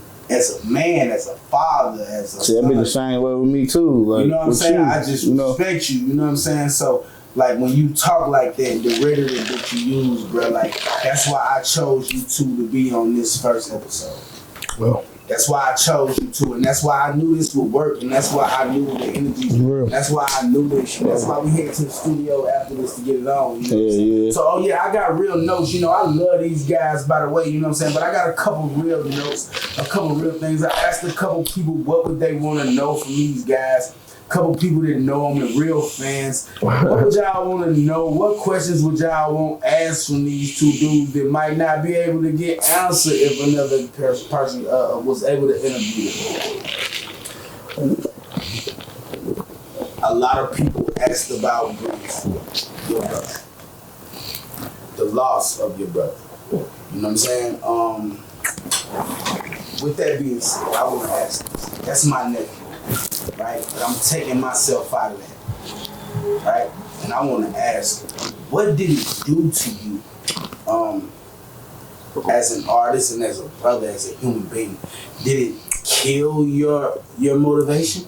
Did it take away from your drive? Did it make you hungrier? Did it make you want to fall in your shell, give up? What did his death actually be in your blood, brother? Somebody who, man, lived and died what they rap. They had to kill him. We know they had to kill him. He was a threat, right? So you coming up under that type of tutelage, that type of mentorage, right? Having that type of mentor, and then that being your brother, and then y'all having a real friendship bond, like y'all was everything in one. Like, what did that do to you as an artist and then as a father, a human being? See, starting off like my brother always wanted me to do my own thing. That's why I ain't SGE. That's why I'm AP. He like, hold up. Start your own shit. So your brother was a. I was trying to be SGE, Jumpman. What is SGE? That's Smart Grind Entertainment. Which is what? That's his label, what he had going on. And what are you? I'm always paid. Why did you choose to not ride under your brother? I mean, I was trying to ride on him, but it was him. He like, bro, you bigger than that. You know what I'm saying? Like, you can go do some whole other shit and make, like, you can just do a whole bunch of other shit with it, which I wasn't understanding at first, which made us kind of have this little standoff relationship. A whole bunch of other shit. Now, we know coming from what you do and what we, people don't know who you are for real. See, you so slick and so laid back with it, and that's why I know it real. See, look, Bust It Down podcast is one of the most integrity-based podcasts for this reason. It ain't too many people that can pull the conversations out of the people that I'm gonna be interviewing, but a nigga like me, right? But this being my nephew, I'm gonna let y'all into the world of Jumpman. Joey, some people wanna know. I know he really is everything he say he is, and I know that as his uncle. You coming from a nigga who would not even do a song with him until I seen him become who he's supposed to be, right? So I'm his uncle, and I know the nigga really is who he's supposed to be as a man, and I honor that, you know. So I'm saying, knowing you with the loss of your brother, your loved one, your best friend, somebody who your everything, what did it damage your career or did it push you forward? Both. Like, you know, everybody start chiming in once shit go down. You know what I'm saying? Right. People throwing shots. People know I don't. What the fuck going on? I don't do rap dishes or none of that. But it kind of like I was kind of put in a position to where like, you know what I'm saying? I ain't with all that, but y'all playing with me too much now. You hear me? I'm really like that. Like, y'all want to rap, and I ain't really on all that. But at the same time, I see that's what's bringing in the most money. So at the same time, while all this beef and shit going on, I'm getting paid. You hear me? I'd be happy a nigga say my name, go ahead. I'm getting paid every time. But when niggas, you know what I'm saying? What happens in the street? Like, one thing, it's two things that happen. One thing happens on records, and then another thing happens in the street. I got this saying, a nigga can't fake forever. You know? Like, it's just either in you or it's not. Like, you can put on a facade for so long, but then, you know, eventually it's gonna show. Meaning that them diss records gonna show up. Man. Them stains gonna, them stains gonna show in the light. So do you, the people wanna know, man. The people wanna know, and I'm your uncle, but I can't refrain from asking the questions that people wanna know. Is there any rap beef you have out there right now? I mean, yeah, basically. Not for real. Okay. I should say it's all entertainment. You know what I'm saying? It's all entertainment. You know? It's all entertainment. That's all I can say. Anything that comes from your brother. You know? It's all entertainment. That's all I can say. Bust It Down podcast. Hey, you know a real nigga, man, by you know how much you know when you know a real one by how much he don't say. Right? Y'all get so used to these niggas saying so much, right? Y'all think them niggas so gangster. But by how much a motherfucker don't say around here is with that, you know? Alright, so Laurent, I ain't got nothing for you. Yeah, I got something for your ass. I'm yapping on. Niggas on my ass. Niggas on my ass about y'all when I got the interview. So what's in it? What you think about I stuff over there. You know what I'm saying? You know these niggas personally, right? And as an OG, if you could give any type of game to two niggas that you know like this, if you can give any type of knowledge as far as just being a man, as a human being, as something that you would guide in the right light because you don't want to see nothing wrong. What kind of advice would you give a motherfucker who bring in Big Boogie here? I'm talking about having epic show outs. You know what I'm saying? A motherfucker who literally is one of the most lyrical artists that they have on that side of the water. What kind of advice could you give two niggas like this sitting on the couch? keep people around you that's doing the same shit that you doing. You know what I'm saying? You're doing the exact same shit you doing. That'll be the main advice I could give you. Keep people around you that's doing what you're doing, and people that's around you that's where you trying to be. You know what I'm saying? I stamp that. For real. I mean, it's cool to have your people around you that ain't, you know what I'm saying, with that as you and shit, but you gotta have them around you with the mindset of bringing them up to your level. You know what I'm saying? And if they ain't with that, you gotta cut them short too. Cause motherfuckers will drag you down, and like you say, it'll be so much hidden hate that you went in. You know what I'm saying? Hidden hate. Hold up. We gotta bust that down. Hidden hate. Man, that shit right there is poison in our community. Poison. Right? Yeah. It's poison in our community because you be around people that you actually love and support and what you do things for. Not even knowing these people feel this way about you. Not even knowing that the person you loving on, bro, it be instances where I literally be bragging on people who be knocking me down. That's the scariest shit ever. I brag on people who knock me down. You can't defend it. Why? Because you can't see it, right? They say betrayal can only come from someone you love, right? Because, you know why? You let your guards down. You know what I'm saying?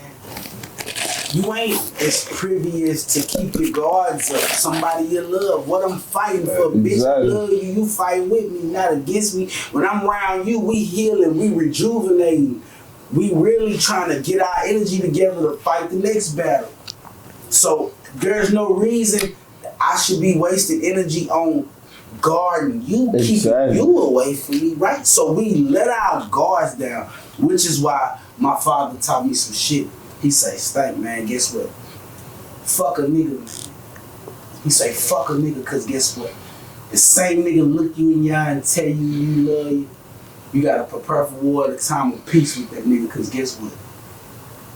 Everybody don't love you the same. Meaning this, love will get you killed. Right?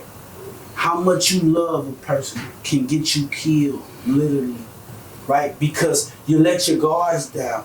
When this motherfucker literally have a different type of meaning, has a different feeling. Better yet, his agenda is different than yours. Your agenda. On that too. Yeah, go ahead, please. Like if you out here in the streets and shit, you been snaked before, nigga, like by some nigga you thought you loved, that don't make you no soft ass nigga or no pussy ass nigga. Like you can't defend that shit. Like that shit turn you to a snake. You know what I'm saying? Like you can be the realest nigga ever, but the streets will turn you to a snake. You hear me? Like it's coming from personal. I want to ask you again. How old is you, bro? 24. Alright, we'll keep going.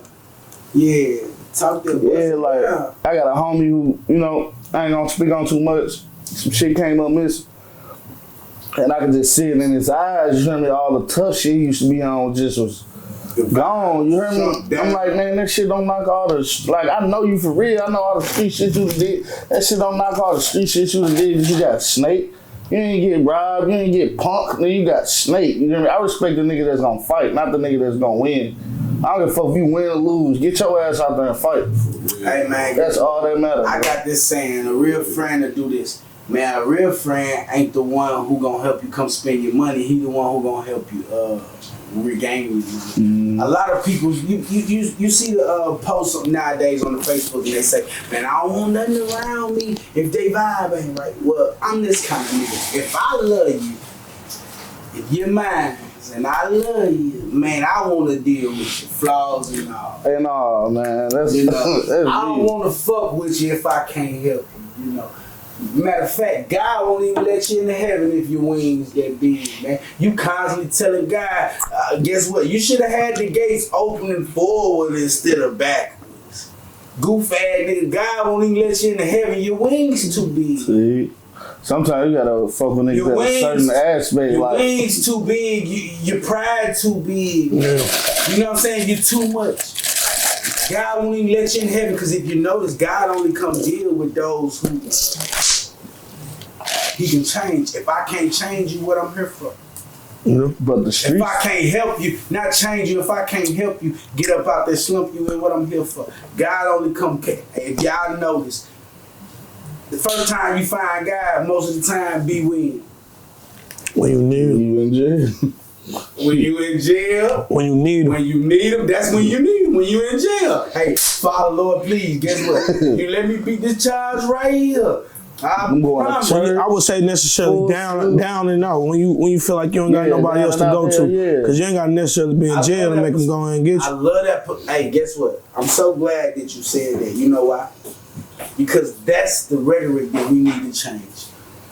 Instead of always making it be about some shit, you know how much God works for you on so many different levels? See, that's niggas' problem because, like, Fact. niggas are hang around snake ass niggas because they got nobody else to hang around. They feel like it's nobody else. You know, everybody don't got that somebody they can call. You hear me? Like I got my uncle, I got my mama. I can call them. You hear me? Something go down. I learned and like everybody ain't got that. Like people be with me, they ain't got no. After he leave with me, he ain't got nowhere to go. Like real deal. Like Everybody ain't built to suffer. that's what I'm saying. And everybody ain't they self. That's the biggest step. Original. Once you find yourself, your life. Man, originality. So look, with all the Life. violence that we have, Better.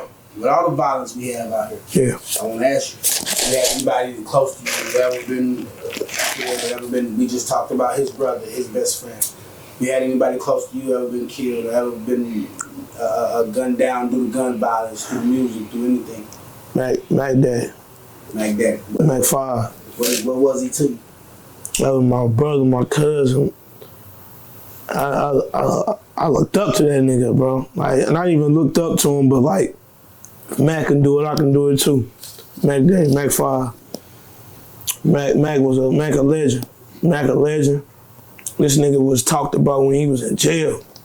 Cuz was in 6 years. Down 6 years. He was down in 6 years. He went when he was like 18. He was 18.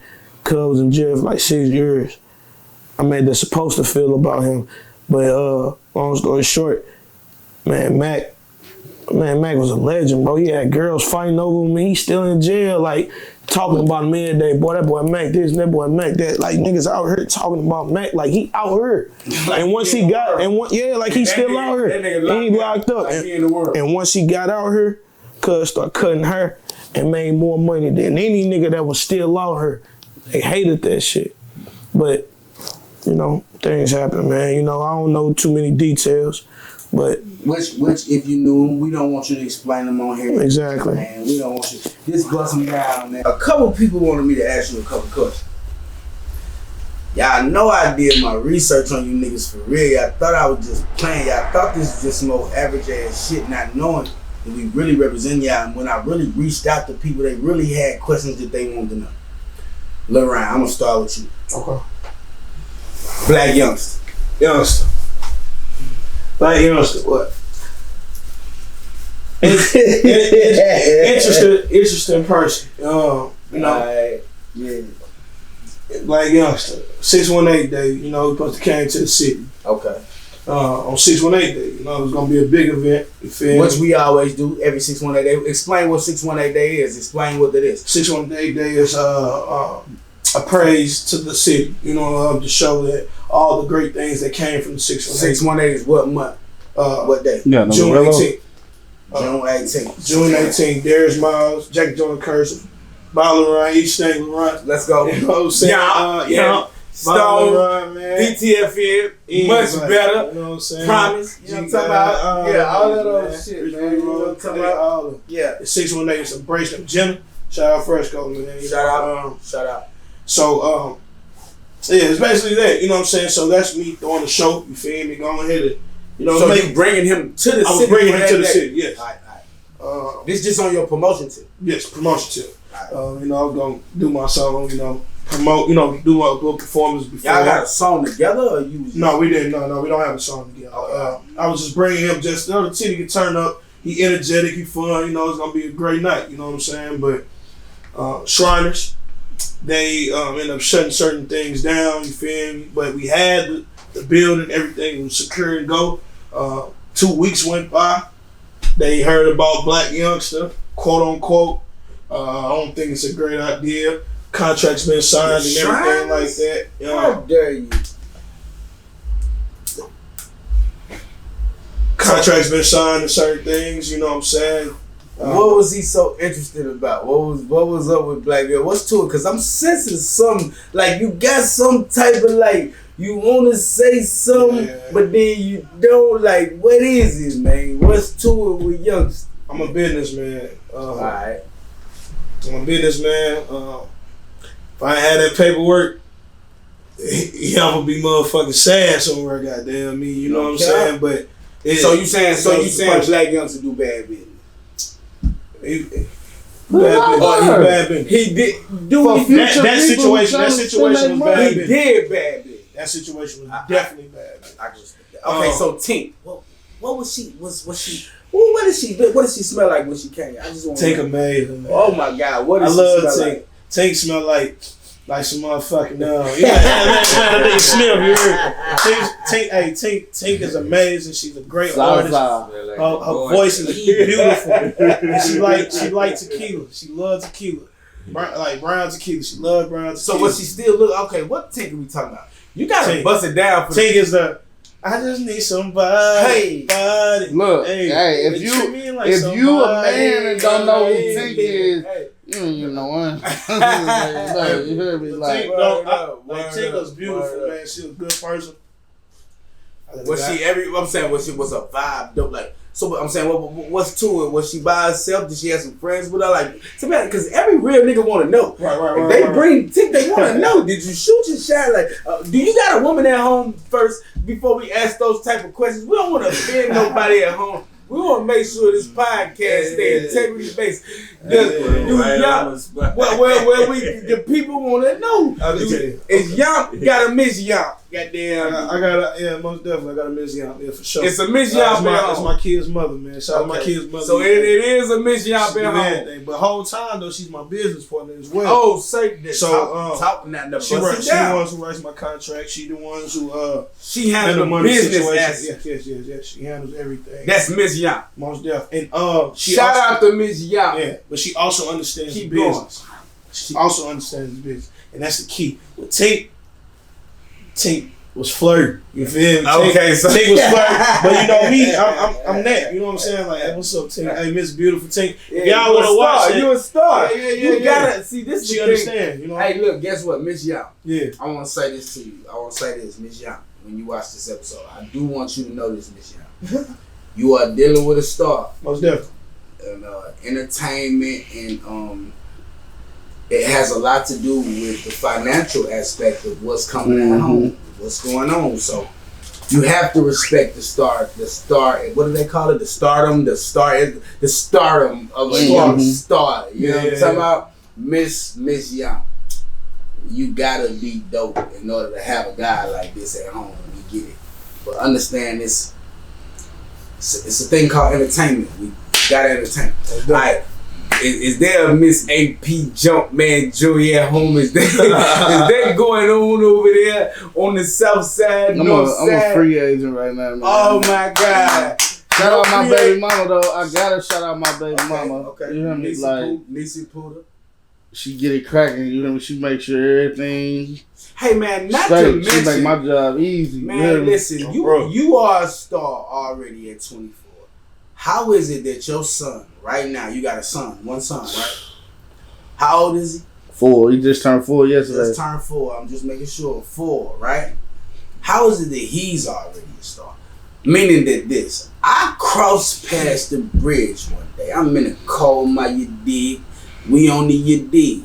You feel what I'm saying? I'm linked back like you dig. We rolling up the you dig, pulling up the you dig. I look to the left and you dig.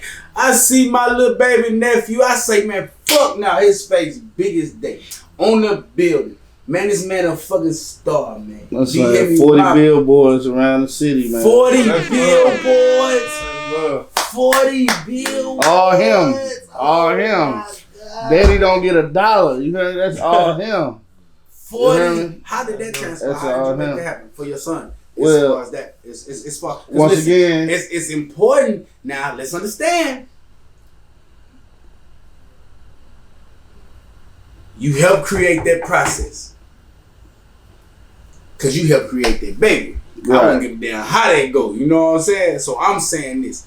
Do you feel proud as a father, 24 right now, and your son got equity within the state? Like, how does that feel to you? Like, to ride past and see your baby boy something you made on a billboard. Like, how dope is that? What kind of feeling does that give you, my nigga? Being a street nigga, being who you are, seeing that your son already headed to where he going. It all come to like, it all fall down on him. Like, he all big on making me proud. I could tell that already at the age he at now. You know what I'm saying? Like, making me proud. That's what he like to do. And make him so happy to make me proud. So I express that in the most way I can every time. I don't care what it is. I don't care if he eat all this food or whatever. It can be the smallest thing. I let him know how good he doing all the time. Cause I see that's what motivates him. You know, like, he can rap already. Like, his mama don't be letting him cuss. He get around me, I let him cuss. That's what I'm saying. He a whole different person. That's how I know the internet you was crazy. That at 3 and 4 and 5. You was rapping. You was doing that. But you know what's the biggest thing to me? I'm finna go on fuck it up. Y'all want me to go and bust it down? I'm finna go and fuck it up right now. Bust it down. I'm finna go and fuck it up. Dude be acting so humble, and I love this because every real gangster gotta show anonymity, right?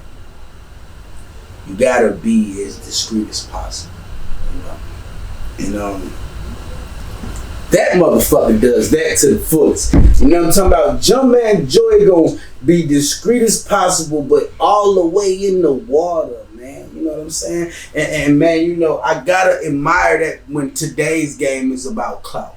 Mm-hmm. When today's game is about telling the motherfucker who you are rather than showing them. You always be so discreet, laid back. You always poised. You always respectful. But motherfucker, I know what you be up to, and you don't be trying. It all comes with your upbringing, though. I feel like, okay, I was raised by them niggas. You know, like, for real, like, they stood on, you know, being real. Like, we ain't laughing at our homeboy downfalls, or we ain't none of that flexing for no hoes. I don't care who you get on my shit. We ain't doing none of that in front of these hoes. We do that when we get home. We not arguing in front. Like, I'm real big on loyalty. Yeah. You know what I'm saying? Like, my brothers know, like, I had a situation, two of my homeboys finna fight. I'm like, yeah, if y'all really want to fight that bad, go in the backyard and fight. Get it on. But ain't no show, ain't nobody watching. Everybody, they ain't want to fight. It was they pride. You hear me? I'm like, cause your pride too big for you to say, partner, I was wrong, or I fucked up, or my bad. You know what I'm saying? My pride ain't too big for that. It ain't even about being tough. So I'm gonna ask you this question then, right? With that being said, I love that mind state.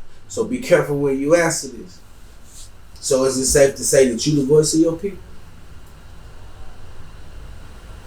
The real part. Bust it down. Like, I ain't gonna fake for you to fuck with me. Like, it's either you fucking with me and what I got going, or you ain't even gotta fuck with me, but you gonna respect it though. You just gotta respect it because I'm coming with full respect. No matter what terms we on or situation, I'm respecting the business first.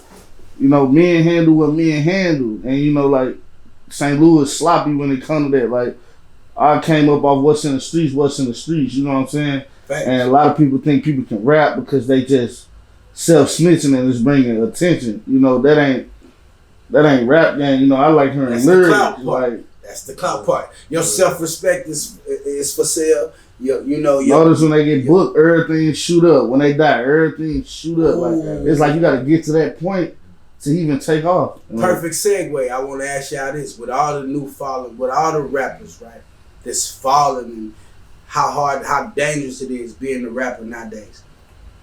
What still drives you to make you want to be the best rapper that you could possibly be, to make you want to fulfill your dreams, knowing the way these rappers is dying, knowing the way some of us has been misled through the music? What still makes you want to express your gift? I'm not where I want to be at. I know I see what I see, and I see where I'm at. I'm not where I want to be at. So I'm gonna keep going until I get there. And when I get there, I'm steady gonna keep going. Continue to make sure I don't never go back to where I was at. Mm-hmm. That's my thing. I ain't going back. Things that I've been doing, things that's been seen. I ain't going back. Playing that level all over again. Yeah, but if I do ever go back, I know you know what to do. You know how to navigate. Right. And I ain't gonna be there that long. Do to where you come from. Exactly. Do the way you come. 1,000%. Alright, so I got some more for y'all. You know what I'm talking about? Y'all got me twisted. I ain't got it going on over here. Hey man, Bust It Down podcast, man. Yes, sir. Yeah, man, you know what, Conversation Rule the Nation, man. We really gonna give you our honest perspective on things, you know what I'm talking about? And I got some more for y'all. People really was tuned in to y'all when I asked who to interview first and what to do.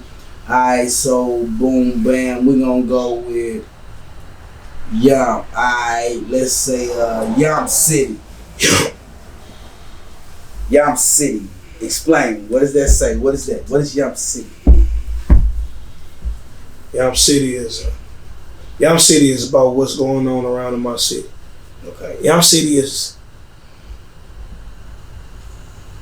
the 618, the 314, everything that's around me. In my city, my nigga don't show no type of pity, boy. I swear it's love, but niggas fake. I swear it's envy, boy. Pocket watching, man. I swear they out to get me, boy. What else? And I ain't scared because I keep throwing them yumping with me, boy. Ooh. If it's pressure, then it's pressure. Then we on his ass. What else? Hey, So look, so with that being said, I'm glad you went there. It's My brother, I'm glad you went there. So let me ask you this. Yeah.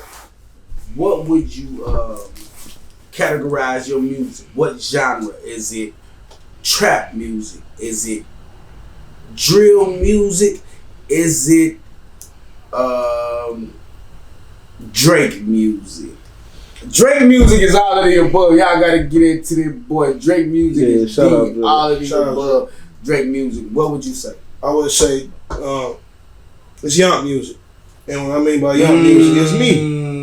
I can't be nobody else. I don't know. Your music do sound kind of drillish. It's drillish. I would say drillish. I would say okay. Now that you put it like that, I would say when you said the Drake, it was more of me thinking so much of a person. No, that's why. No. Yeah, That's why I was. Let me explain that better. When I say Drake-ish, I mean Drake does everything. International. Yeah, he does everything. He gonna give it to Rap, sing. Rap, sing. He gonna give it to you every way, every genre. Drake can give you a song in. That's what I mean. Are you an all-around artist, or are you a drill artist, or are you a crunk artist? Okay, I get what you're saying on that. Okay, you see what I'm saying?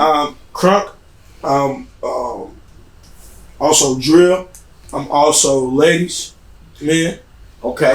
Okay. I'm also knowledge, and also speaking of self.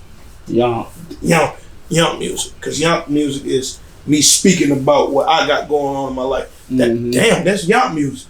Yeah, you yourself, you your own person, you move your own motion, and you being productive. You speaking about what's in your life, how you are, what you moving, how you being productive. Young music, yeah. So we from Illinois, Yeah. East St. Louis, Illinois. Yeah.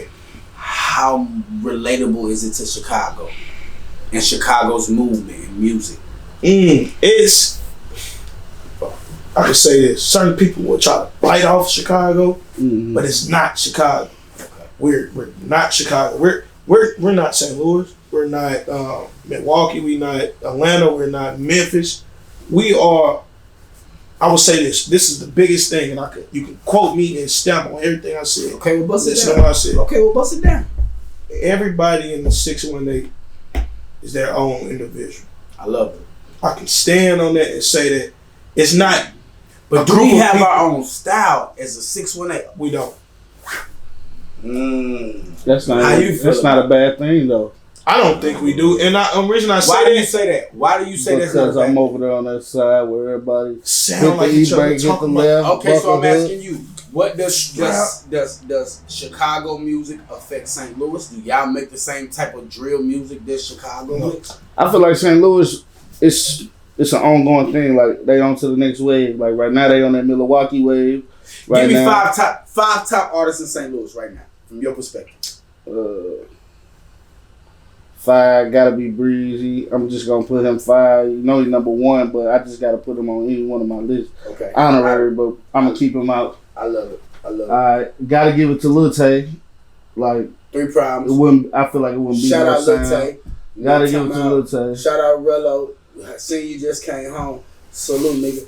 Y'all do y'all thing. We love you. Yeah, when I say Lil Tay, I mean the whole 3 Pound, Rest in Peace, Swag, all that, you know. Rest in peace, Swag, most definitely. Gotta give it to LA Foes. LA Foes. You got to. Them just send a block to the city. You know what I'm saying? And you gotta give it to State. Like, I ain't been hearing him lately, but he one of them pioneers of the game. So do you got songs with each of these artists? What I say? No, I ain't got no songs with none of them. That's because every time I ever met them, it was a genuine like meeting. It wasn't never on no music. It was alright. Y'all on personal time. You know, like we y'all not letting egos clash or none of that. Facts. You know, you big. I know I'm big. We the biggest. You know what I'm saying? Like if everybody got on that type of time. If y'all can relate to each other in that type of way, where's the disconnect coming? The hoods. Like you do a song with this dude, now this dude don't mess with you because you did a song with him. Now you can't click with them, and it's all. That's other niggas' stories though. You know what I'm saying? They blocking the success. You know, they literally blocking the success. Then 3, I gotta give it to Machiavelli, my boy. You know, I'm not just love that. Not just saying that. Nephew, I love you. Not just saying that. 2 ain't enough. 2, I gotta give it to Kobe Dub and C3. I'm gonna put them together. My nephew, Kobe, my little oils, I put them together. Both of them niggas, both of the Kobe's. And 1, Kobe gang. I ain't just saying it because it's my uncle. I give it to my uncle, that #1 spot on what he did for me personally, as far as trying to rap and how to rap. Like Uncle's DJ drama, all like doing shit the big way. So that's all I ever knew, and that helped me take my step in the game. Like if I'm gonna go in, I'm gonna go big. Fuck 100. I want 10K my first video. All right, now we got 10. Fuck 10. I want 50. We got 50. I want 100. So let me ask you a question. How many videos does your highest video got? My highest video. Your highest video got? My highest video, Stone Cold, that's at like 374,000. My highest audio is Heart Attack. That's like at 250,000. All from the mud, you know. I got nothing. Let me tell y'all why I chose before we come to the conclusion. Before we conclude this damn interview, right? This is why I chose these 2 guys, because man, I was signed to a major label. And they was able to generate more views from themselves in their own waves than I was from a major label.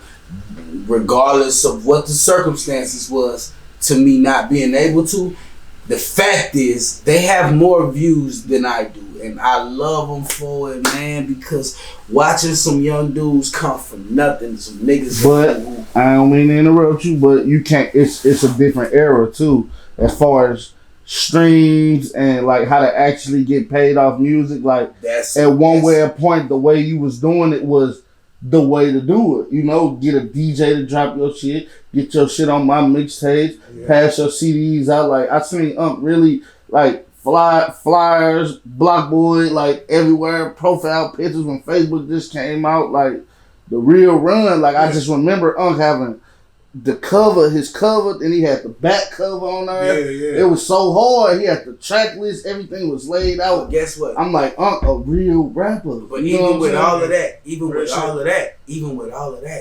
y'all still made more money off the game than I have. Y'all get that?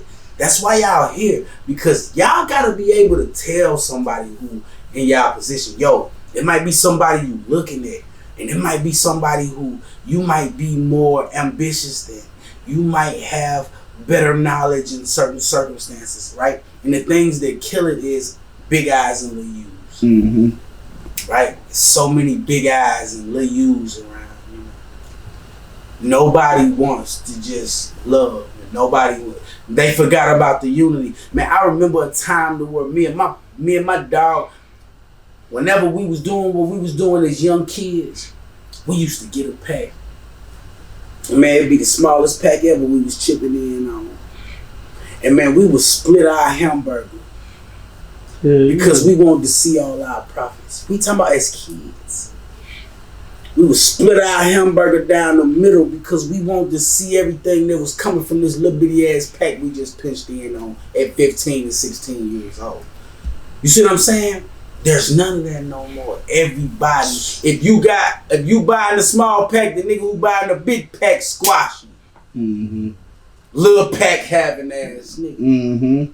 Not knowing that little pack still paying bills over here. You don't know what that little pack doing over there. Like, I know niggas who still right now to this day buying 2 ounces, 4 ounces of loud at a time. And they paying rent bills off this shit. But they never come get a whole thing. All they ever do is buy 4 at a time. I said that to say this. Sometimes I think it's levels to this shit for sure enough, right? But the person who at the top always supposed to reach down to the bottom.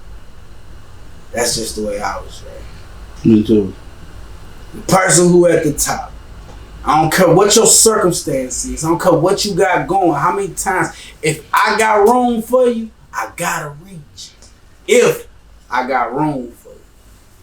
If I ain't got no room for you, we got kids, my kids gotta eat. I ain't finna take out my kids' mouth so your grown ass can have. Now let's be honest now. Let's be men.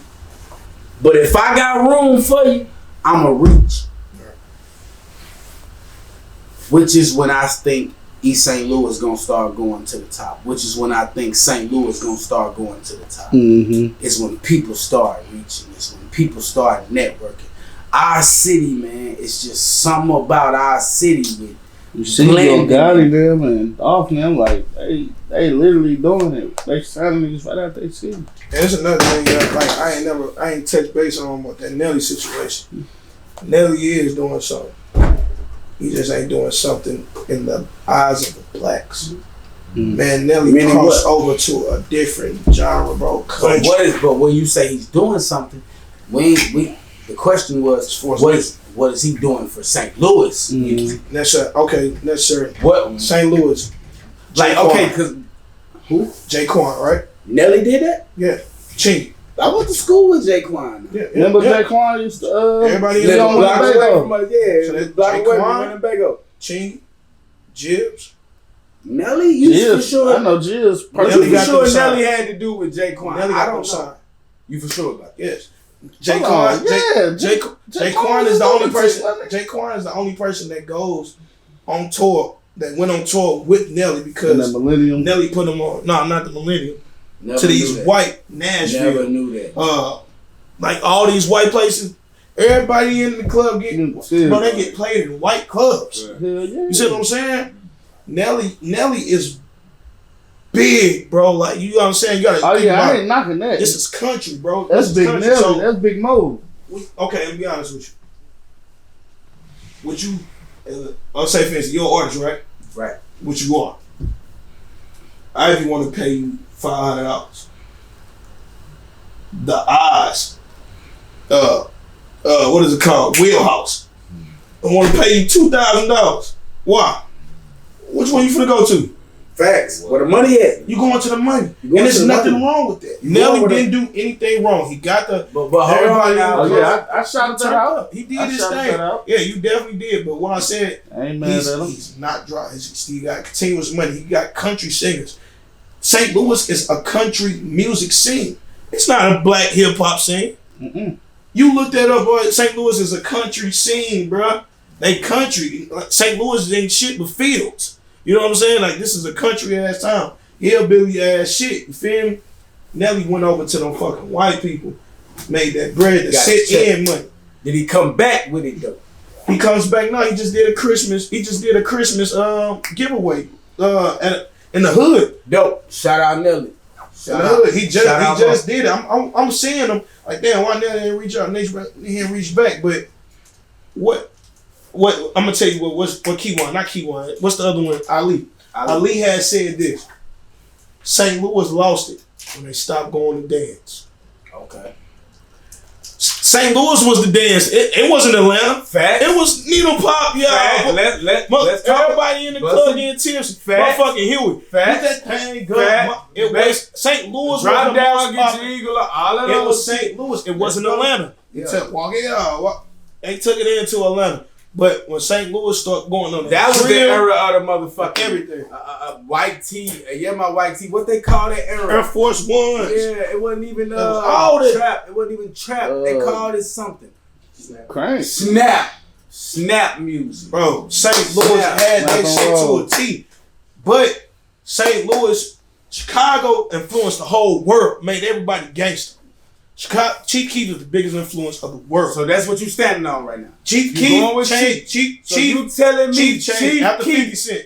Yeah. Chief. You saying after fit? Hold on, listen. Hold on. I'm listening. Listen, no, Hold I'm on, listening to 'cause it's you. a new I one. just- I'm waiting. No. Hold on. I want to make sure what he's saying. We're not gonna leave top out. Young Boy is like Now, as far as now. But Okay. Soulja Boy, I Chief know what Keef. era you So talking about. you saying it go which is 50? my era. So you saying it And go I'm telling 50? you, Soulja Boy. 50 yeah, Soulja. most 50 definitely. Soulja Boy. Most definitely. Then who after Soulja? Most definitely. Chief Keef. Most definitely. Boy, Soulja Boy made everybody go on Most YouTube. definitely. I had the glasses. Soulja Boy. I had the glasses with the white eye on them. This what y'all standing on. So if it this wasn't my for life. Soulja Boy, people wouldn't go on YouTube the way they use it right now. Soulja Boy changed the world. We're not even gonna He talk about changed the 50 music Cent. industry. He made people dance to 50 their Cent, music, bro. man, He I the one can that agree made with YouTube. 50. You But couldn't you tell can me tell I me- wasn't I'm saying, so you saying the wave went 50? Soldier. Soulja Boy. Then tell him. Then after Soulja, Chief Keef. that's the wave. He made everybody gangster. Chief Keef made everybody want to talk about guns. Chief Keef this, Chief Keef that. Nigga, I ain't can't talk gonna lie. about Chief Keef I ain't changed gonna lie. the world, I'm not boy. gonna lie. So it started with bitch I don't like. Don't like, yup. It was over from there. That was it. After Soulja Boy, it was Soulja Boy signed into motherfucking Jimmy Iovine. Then Chief Keef came. He Sure made did. everybody Sure gangster. did. What? He signed Jimmy I don't Iovine know. too. Y'all gonna have No, I'm to telling comment. you from Y'all gonna have to comment on this shit because You I don't. got to. I I'm don't telling know, you, bro. I can't just stand on that. It was But Soulja I Boy. want to Look, ask you iPhones. from a standpoint of a Soulja nigga. Boy. Man, who's Gucci a belts. 80s baby. I was stealing They not Gucci 80s belts, babies. putting them You on a my 80s head and baby. shit, all because of Chief Keef. You say you was doing I was what? stealing your Gucci belts and shit, putting them on my head and shit, trying to be like Chief Keef. That's crazy. Chief changed everything. He made people rap. He That's made you make be hard. True Religion, like I could say he. So like, that's y'all era, is what you saying. That's y'all for y'all era. It's Keith. So I- after 50 Cent, who was it? No, I don't want to make. It's Soulja. No, it ain't no debate. We're not gonna no, leave. no, no, We're no, not gonna no, leave no. Soulja out. Can't. We cannot. I'm made not iPhones. taking Ain't away. no YouTube without I'm Soulja. not taking away from his legacy. I'm asking 80s. baby. Okay, yeah, that makes sense. How do you view it? What? From like where? From where though? Now we saying this. What they saying now? From They what saying after influenced 50 you? Cent, the era that we came from, the Get Rich or Die Trying, the Jeezy, the After Trap. 50 Cent, it had to be Gucci, G.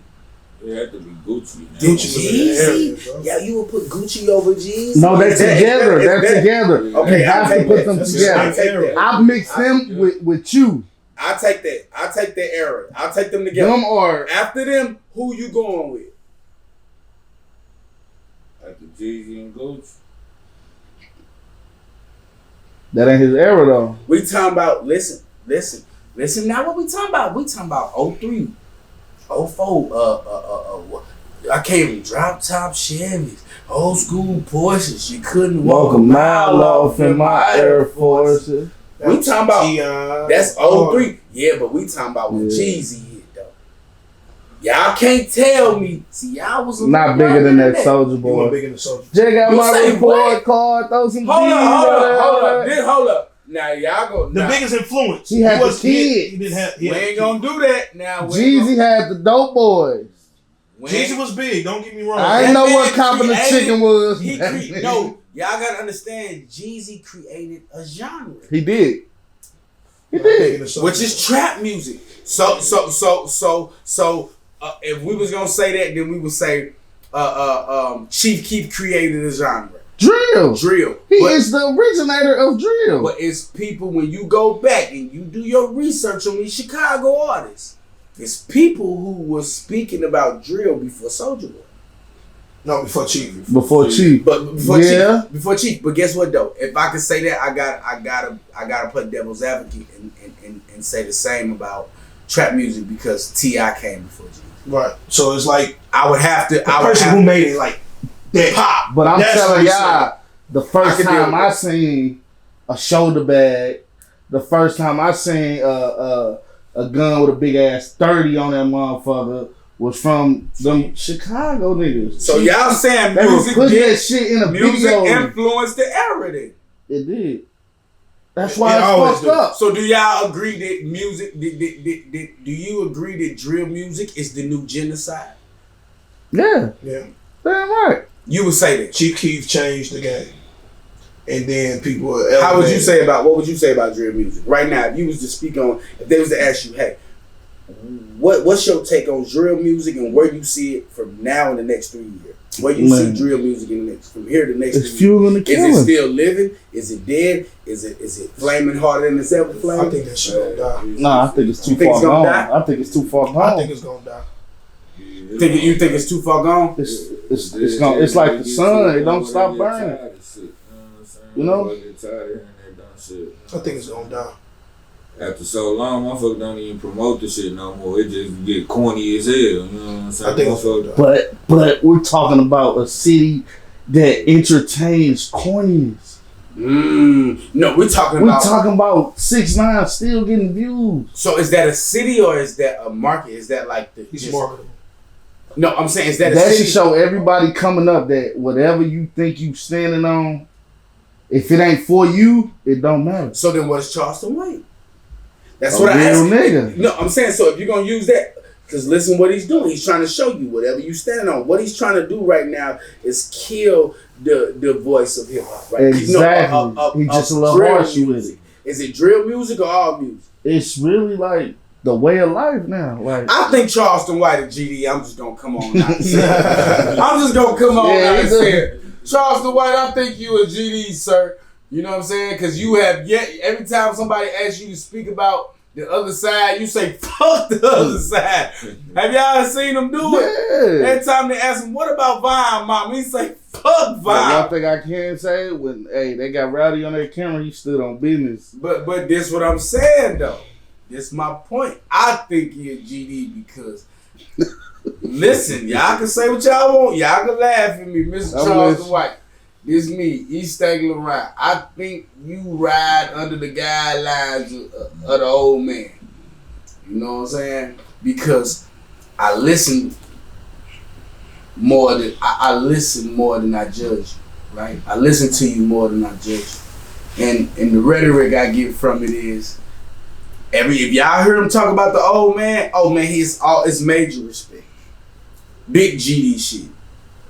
Y'all heard him talk about King Von and anything to do with the other side, it's fuck them niggas. It's Tuka, nigga. Niggas wasn't worried about Tuka, mama. Yeah, niggas wasn't talking about Tuka. It do make sense. It definitely does. That's just my How perspective. you going there, Jay Prince? He can't be no GD, though. That nigga going Man, he probably just know Jay Prince. and But shit. that's what T.I. called the COINTELPRO shit. Like, nigga, you a plant.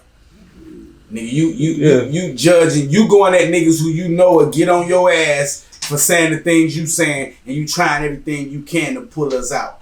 You see what I'm saying? So that we make the wrong moves. Nigga, you COINTELPRO. You see what I'm saying? Nigga, you ain't right. So, man, look, man, I just want to conclude this thing with like this here, man, you know. This right here was just no more than a big conversation. We ironing the kinks out and we finding out ways to make this podcast be the greatest thing you ever seen. And I'm just honored to have my people here to allow me to experiment and to allow me to become who I'm supposed to be as a different hustle, as a different platform, as a different as a different perspective on my hustle, right? You gotta have 4 and 5 hustles to get you some real money. You know, you only got one hustle, you're never gonna eat the way you're supposed to. You You know what I'm saying? Most definitely. So I respect y'all, man, and honoring me and allowing me to interview y'all for my first interview. Regardless, I hope that I paid y'all the respects that I was supposed to pay y'all, because what I can say is this about y'all too. Y'all the future. Yeah. Y'all the future, you know. And what I wanted to capitalize on this is just the vibe, man, and who we are as a people, and getting everybody ain't gonna know about Yamp and his mom and his sisters and how Yamp came out and never sold a bag in his life, but done whooped plenty ass. Yeah. Everybody done whooped plenty ass. Now that's another question. I want to ask this. I want to ask you. I want to ask this. Yeah. I gotta ask this. As a person who never sold dope, what was it that made him try? You know you bright skinned niggas. You know how you niggas be. Was it the fact that you was bright skinned and niggas was like, man, you know what? This old bright skinned ass nigga ain't who we say, and then you just whooping ass. What made you whoop as much as ass as you was whooping when you was a kid? We want to know. And how did you stop whooping ass in the city where we come from? How did you stop whooping ass? We want to know. I was small. I was light skinned. Girls liked me. I was fresh. They ain't like that shit. Okay, but what they got to do with the ass whoopings? They ain't like that shit. It seemed like that was the type of nigga that would take ass whoopings rather than get them. That's the thing, though. Them niggas used to try that and thought the shit was gonna come behind it. The whole time I was already trained for that shit. Come with it. First thing I knew, nephew, get on his ass. You come to my house. Get on his I'm ass. coming to my home for real. I'm cracking shit. You hear me? Beating shit. I'm beating shit, stumping shit. But what made me stop though, I had to like Brick Squad. We was really about that shit. Ville boys for real. All my Brick Squad niggas B4L. You hear me? Like used to beat niggas ass because they used to try me, and I'm little, bro. So they think like I'm finna beat his ass. Oh, no girls ain't gonna like him. Right. Well, you got a rule motherfucking away. I'm gonna yump your ass out. I'm gonna slam you on your shit. I ain't gonna niggas say you was in the Ville out there, shirt off as a young nigga, bright skin, slamming dusty, ugly black niggas on their shit. Yeah. I don't know. Light skinned niggas, all that shit. All that shit, whatever. Niggas my say. Daddy was a savage, man. Okay, yeah. My daddy was a savage. Shout out. Niggas say you was really ill on that football field and with that wrestling shit too. Most definitely. And that's what it was. Like I was a wrestler, but I always had that shit in me because my daddy and uncles, we was all tough. You feel me? Like you come in the Ville, nigga, you can't be weak, bro. You know what I'm saying? Ain't no weak shit going on. You gonna have to fight, and that's in the city. Nah, but you was really whooping ass though. That's what I'm saying. It's a different story. My mama wouldn't let me box. So I used to be so mad, bro, just aggravated for no fucking reason. And they saying, "What's wrong with you?" And the nigga tried to say, anybody who got a bright skin pot at home know your bright skin nigga always be the nigga in the club. Man, like, this nigga looking at me. You know what I'm talking about? Is this nigga looking at me? Listen, for some reason, Look how he looking at me. Look. And try your color, bro. It's a real thing. It's black people that's racist to other black people, bro. Don't think that ain't no real thing, bro. Look at my on the side of me, right? You know what I'm talking about? As he look at me with the step, you know what I'm talking about? A real dummy though, you know, Ricky retired though, you know what I'm saying? Real retired though. You know what I'm saying? Cool, humble. But man, that man, I don't know another nigga willing to fight Eddie Driver down right now. That fresh as he is right now. If you call him to the yard, the man going to scuff the foes up, man. I'm telling you right now, he getting in there to fuck them up. He fucking the foes up, mud everywhere. You know what I'm saying? Bright skin nigga shit. Going to war. Going to war. Man, Jumpman. You my nephew, I love you to death, you know what I'm saying? And I couldn't honor you more than giving you the respects and the flowers I'm finna give you right now, man. Like, I'm proud of the man you become, bro, like, as a father, as a son, as a nephew, as everything. You know, you got so much pain and you got so much death in your life that I know about. Like, how do you cope with all of that? Like, where do you find time for yourself to say, I'm gonna step outside of all this street shit I got going on, and I'm finna love my people, cause that's one thing I find that you do very well. You distinguish the two very well. You are who you are in the streets, but when you with your people, man, you a people person. You know what I'm saying? Like I knowing the darker side of you, man. You know what I'm saying? Do you sleep well at night, man? Hey, are you healthy? Are you taking care of yourself, man? What's going on in the life of Jovan? What's next? What's next with Jumpman, Joey? What's next? What can we expect from you? What can we see in the next 6 months? What projects do you got jumping? What you got going on? Man, I got a whole lot of work coming soon, man. Ballin' Like Breezo 2 coming next year. You know, I got another EP dropping immediately after that. I got 6 videos shot. You know, I got another interview. We got the podcast going. I'm just trying to keep myself busy as possible. You know, that's how, you know, I seen you just drop the freestyle too. That freestyle was crazy. Where can they find it at? On Nico Nail page, Jumpman Joy Freestyle. Most views on that motherfucker. That motherfucker. You know. Lit too. You say you thought they took it down. Why is that? Yeah, like, I guess they was reporting it and, you know, everything was all good till mine went up there. So, that's what they go there hidden hate. You know. So let me ask you a question. Being as deep as you are in the streets, is it hard to hide it from your women? Is it hard to hide it from them? Like, can you be you? Can you be you? And do they know who you are when you sitting in front of them? Like, this nigga is really who he is in his raps. So many niggas be cornballs to where when a female really approach one of them, like me, I'm really one of them. When they approach one of them, it's like they so amazed because they so used to. Oh, this nigga faking. Oh, this nigga doing this. Oh, this nigga doing that. And they get up on it. I ain't never been the type of nigga to flash some cash on the bitch or accidentally make some paper fall or some goofy ass clown ass shit like that. Sure. Like, you ain't got no. Well, I'm gonna tell you like this about me. Bitch, you catch me on the right time, right moment.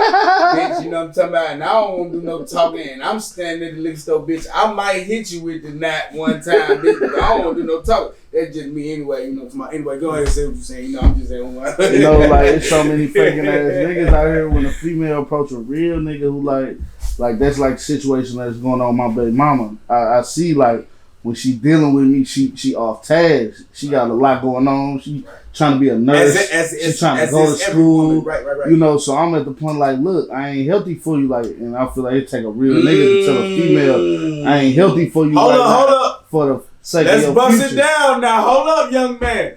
You just spoke a mouthful right there, and I don't think that people understood your age will understand that perspective. And I think that shit need to be slowed down, and let's bust that down. Yeah, like, you know, like, some females are golden, you know what I'm saying? And when you got a golden female who's gonna cook for you and do all this shit, and you know, you'll get used to that shit, and you'll find out you can't find it nowhere else, you know what I'm saying? And I love and respect my how old are you again? I'm 24. Hey man, this young nigga act like he done had multiple relationships, real though. And shit. It's just man. a respect level, you know. Like she keep my son A+, you know what I'm saying? I ain't really got to do much. You know what I'm saying? I love it coming from a young black man because I feel like this.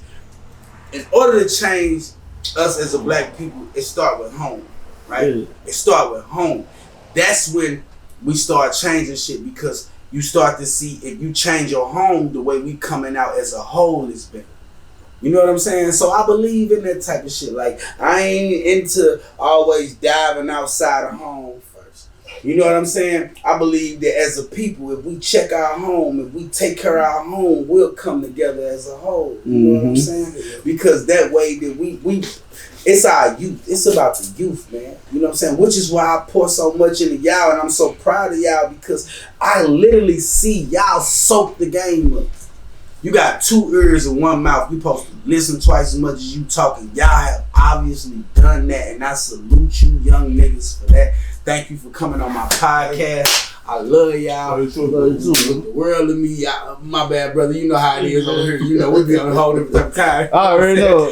Stones Jones, popping this bitch on the Bust It Down podcast. First motherfucking episode. Jumpman, Joey, Laurent, Stones and Laurent. Bitch, we got big shit coming for y'all. Pay attention, my nigga. Next episode, what we doing? Promise. What we doing? Who we doing next? Promise. We got Easy. We got y'all. Be prepared, my nigga. We coming. Anybody. And also, we not only C3 Machiavelli. We not only doing artists. We doing entrepreneurs. You got a small business. You want to come in and tell somebody. See, what I noticed about life is this. Some people have good ideas in their head and don't know how to get them out, right? And some people are experts at getting those ideas out of their head and making them tangible. And I feel like that's the thing that we need to share, right? Those are the game pieces that we need to share. Is how do I get this idea out of my head, make it tangible, and I can literally progress from what I love to do and what I'm trying to stir up. So I just feel like I'm going to be interviewing a wide genre of people, single mothers, single fathers, baby mama drama, black. We ain't going with no toxic shit, but we going to touch on a little bit of everything because we are part of the culture, man. Bust it down. The most integrity-based podcast you gonna find. Cause why? Man, conversation rule the nation. And goddamn, if you know anything about East St. Louis, you know we gon' bust it down. Salute, my niggas. You know what I'm talking about? Salute. Jumpman, salute. We back at y'all later. Yeah, man, I appreciate y'all.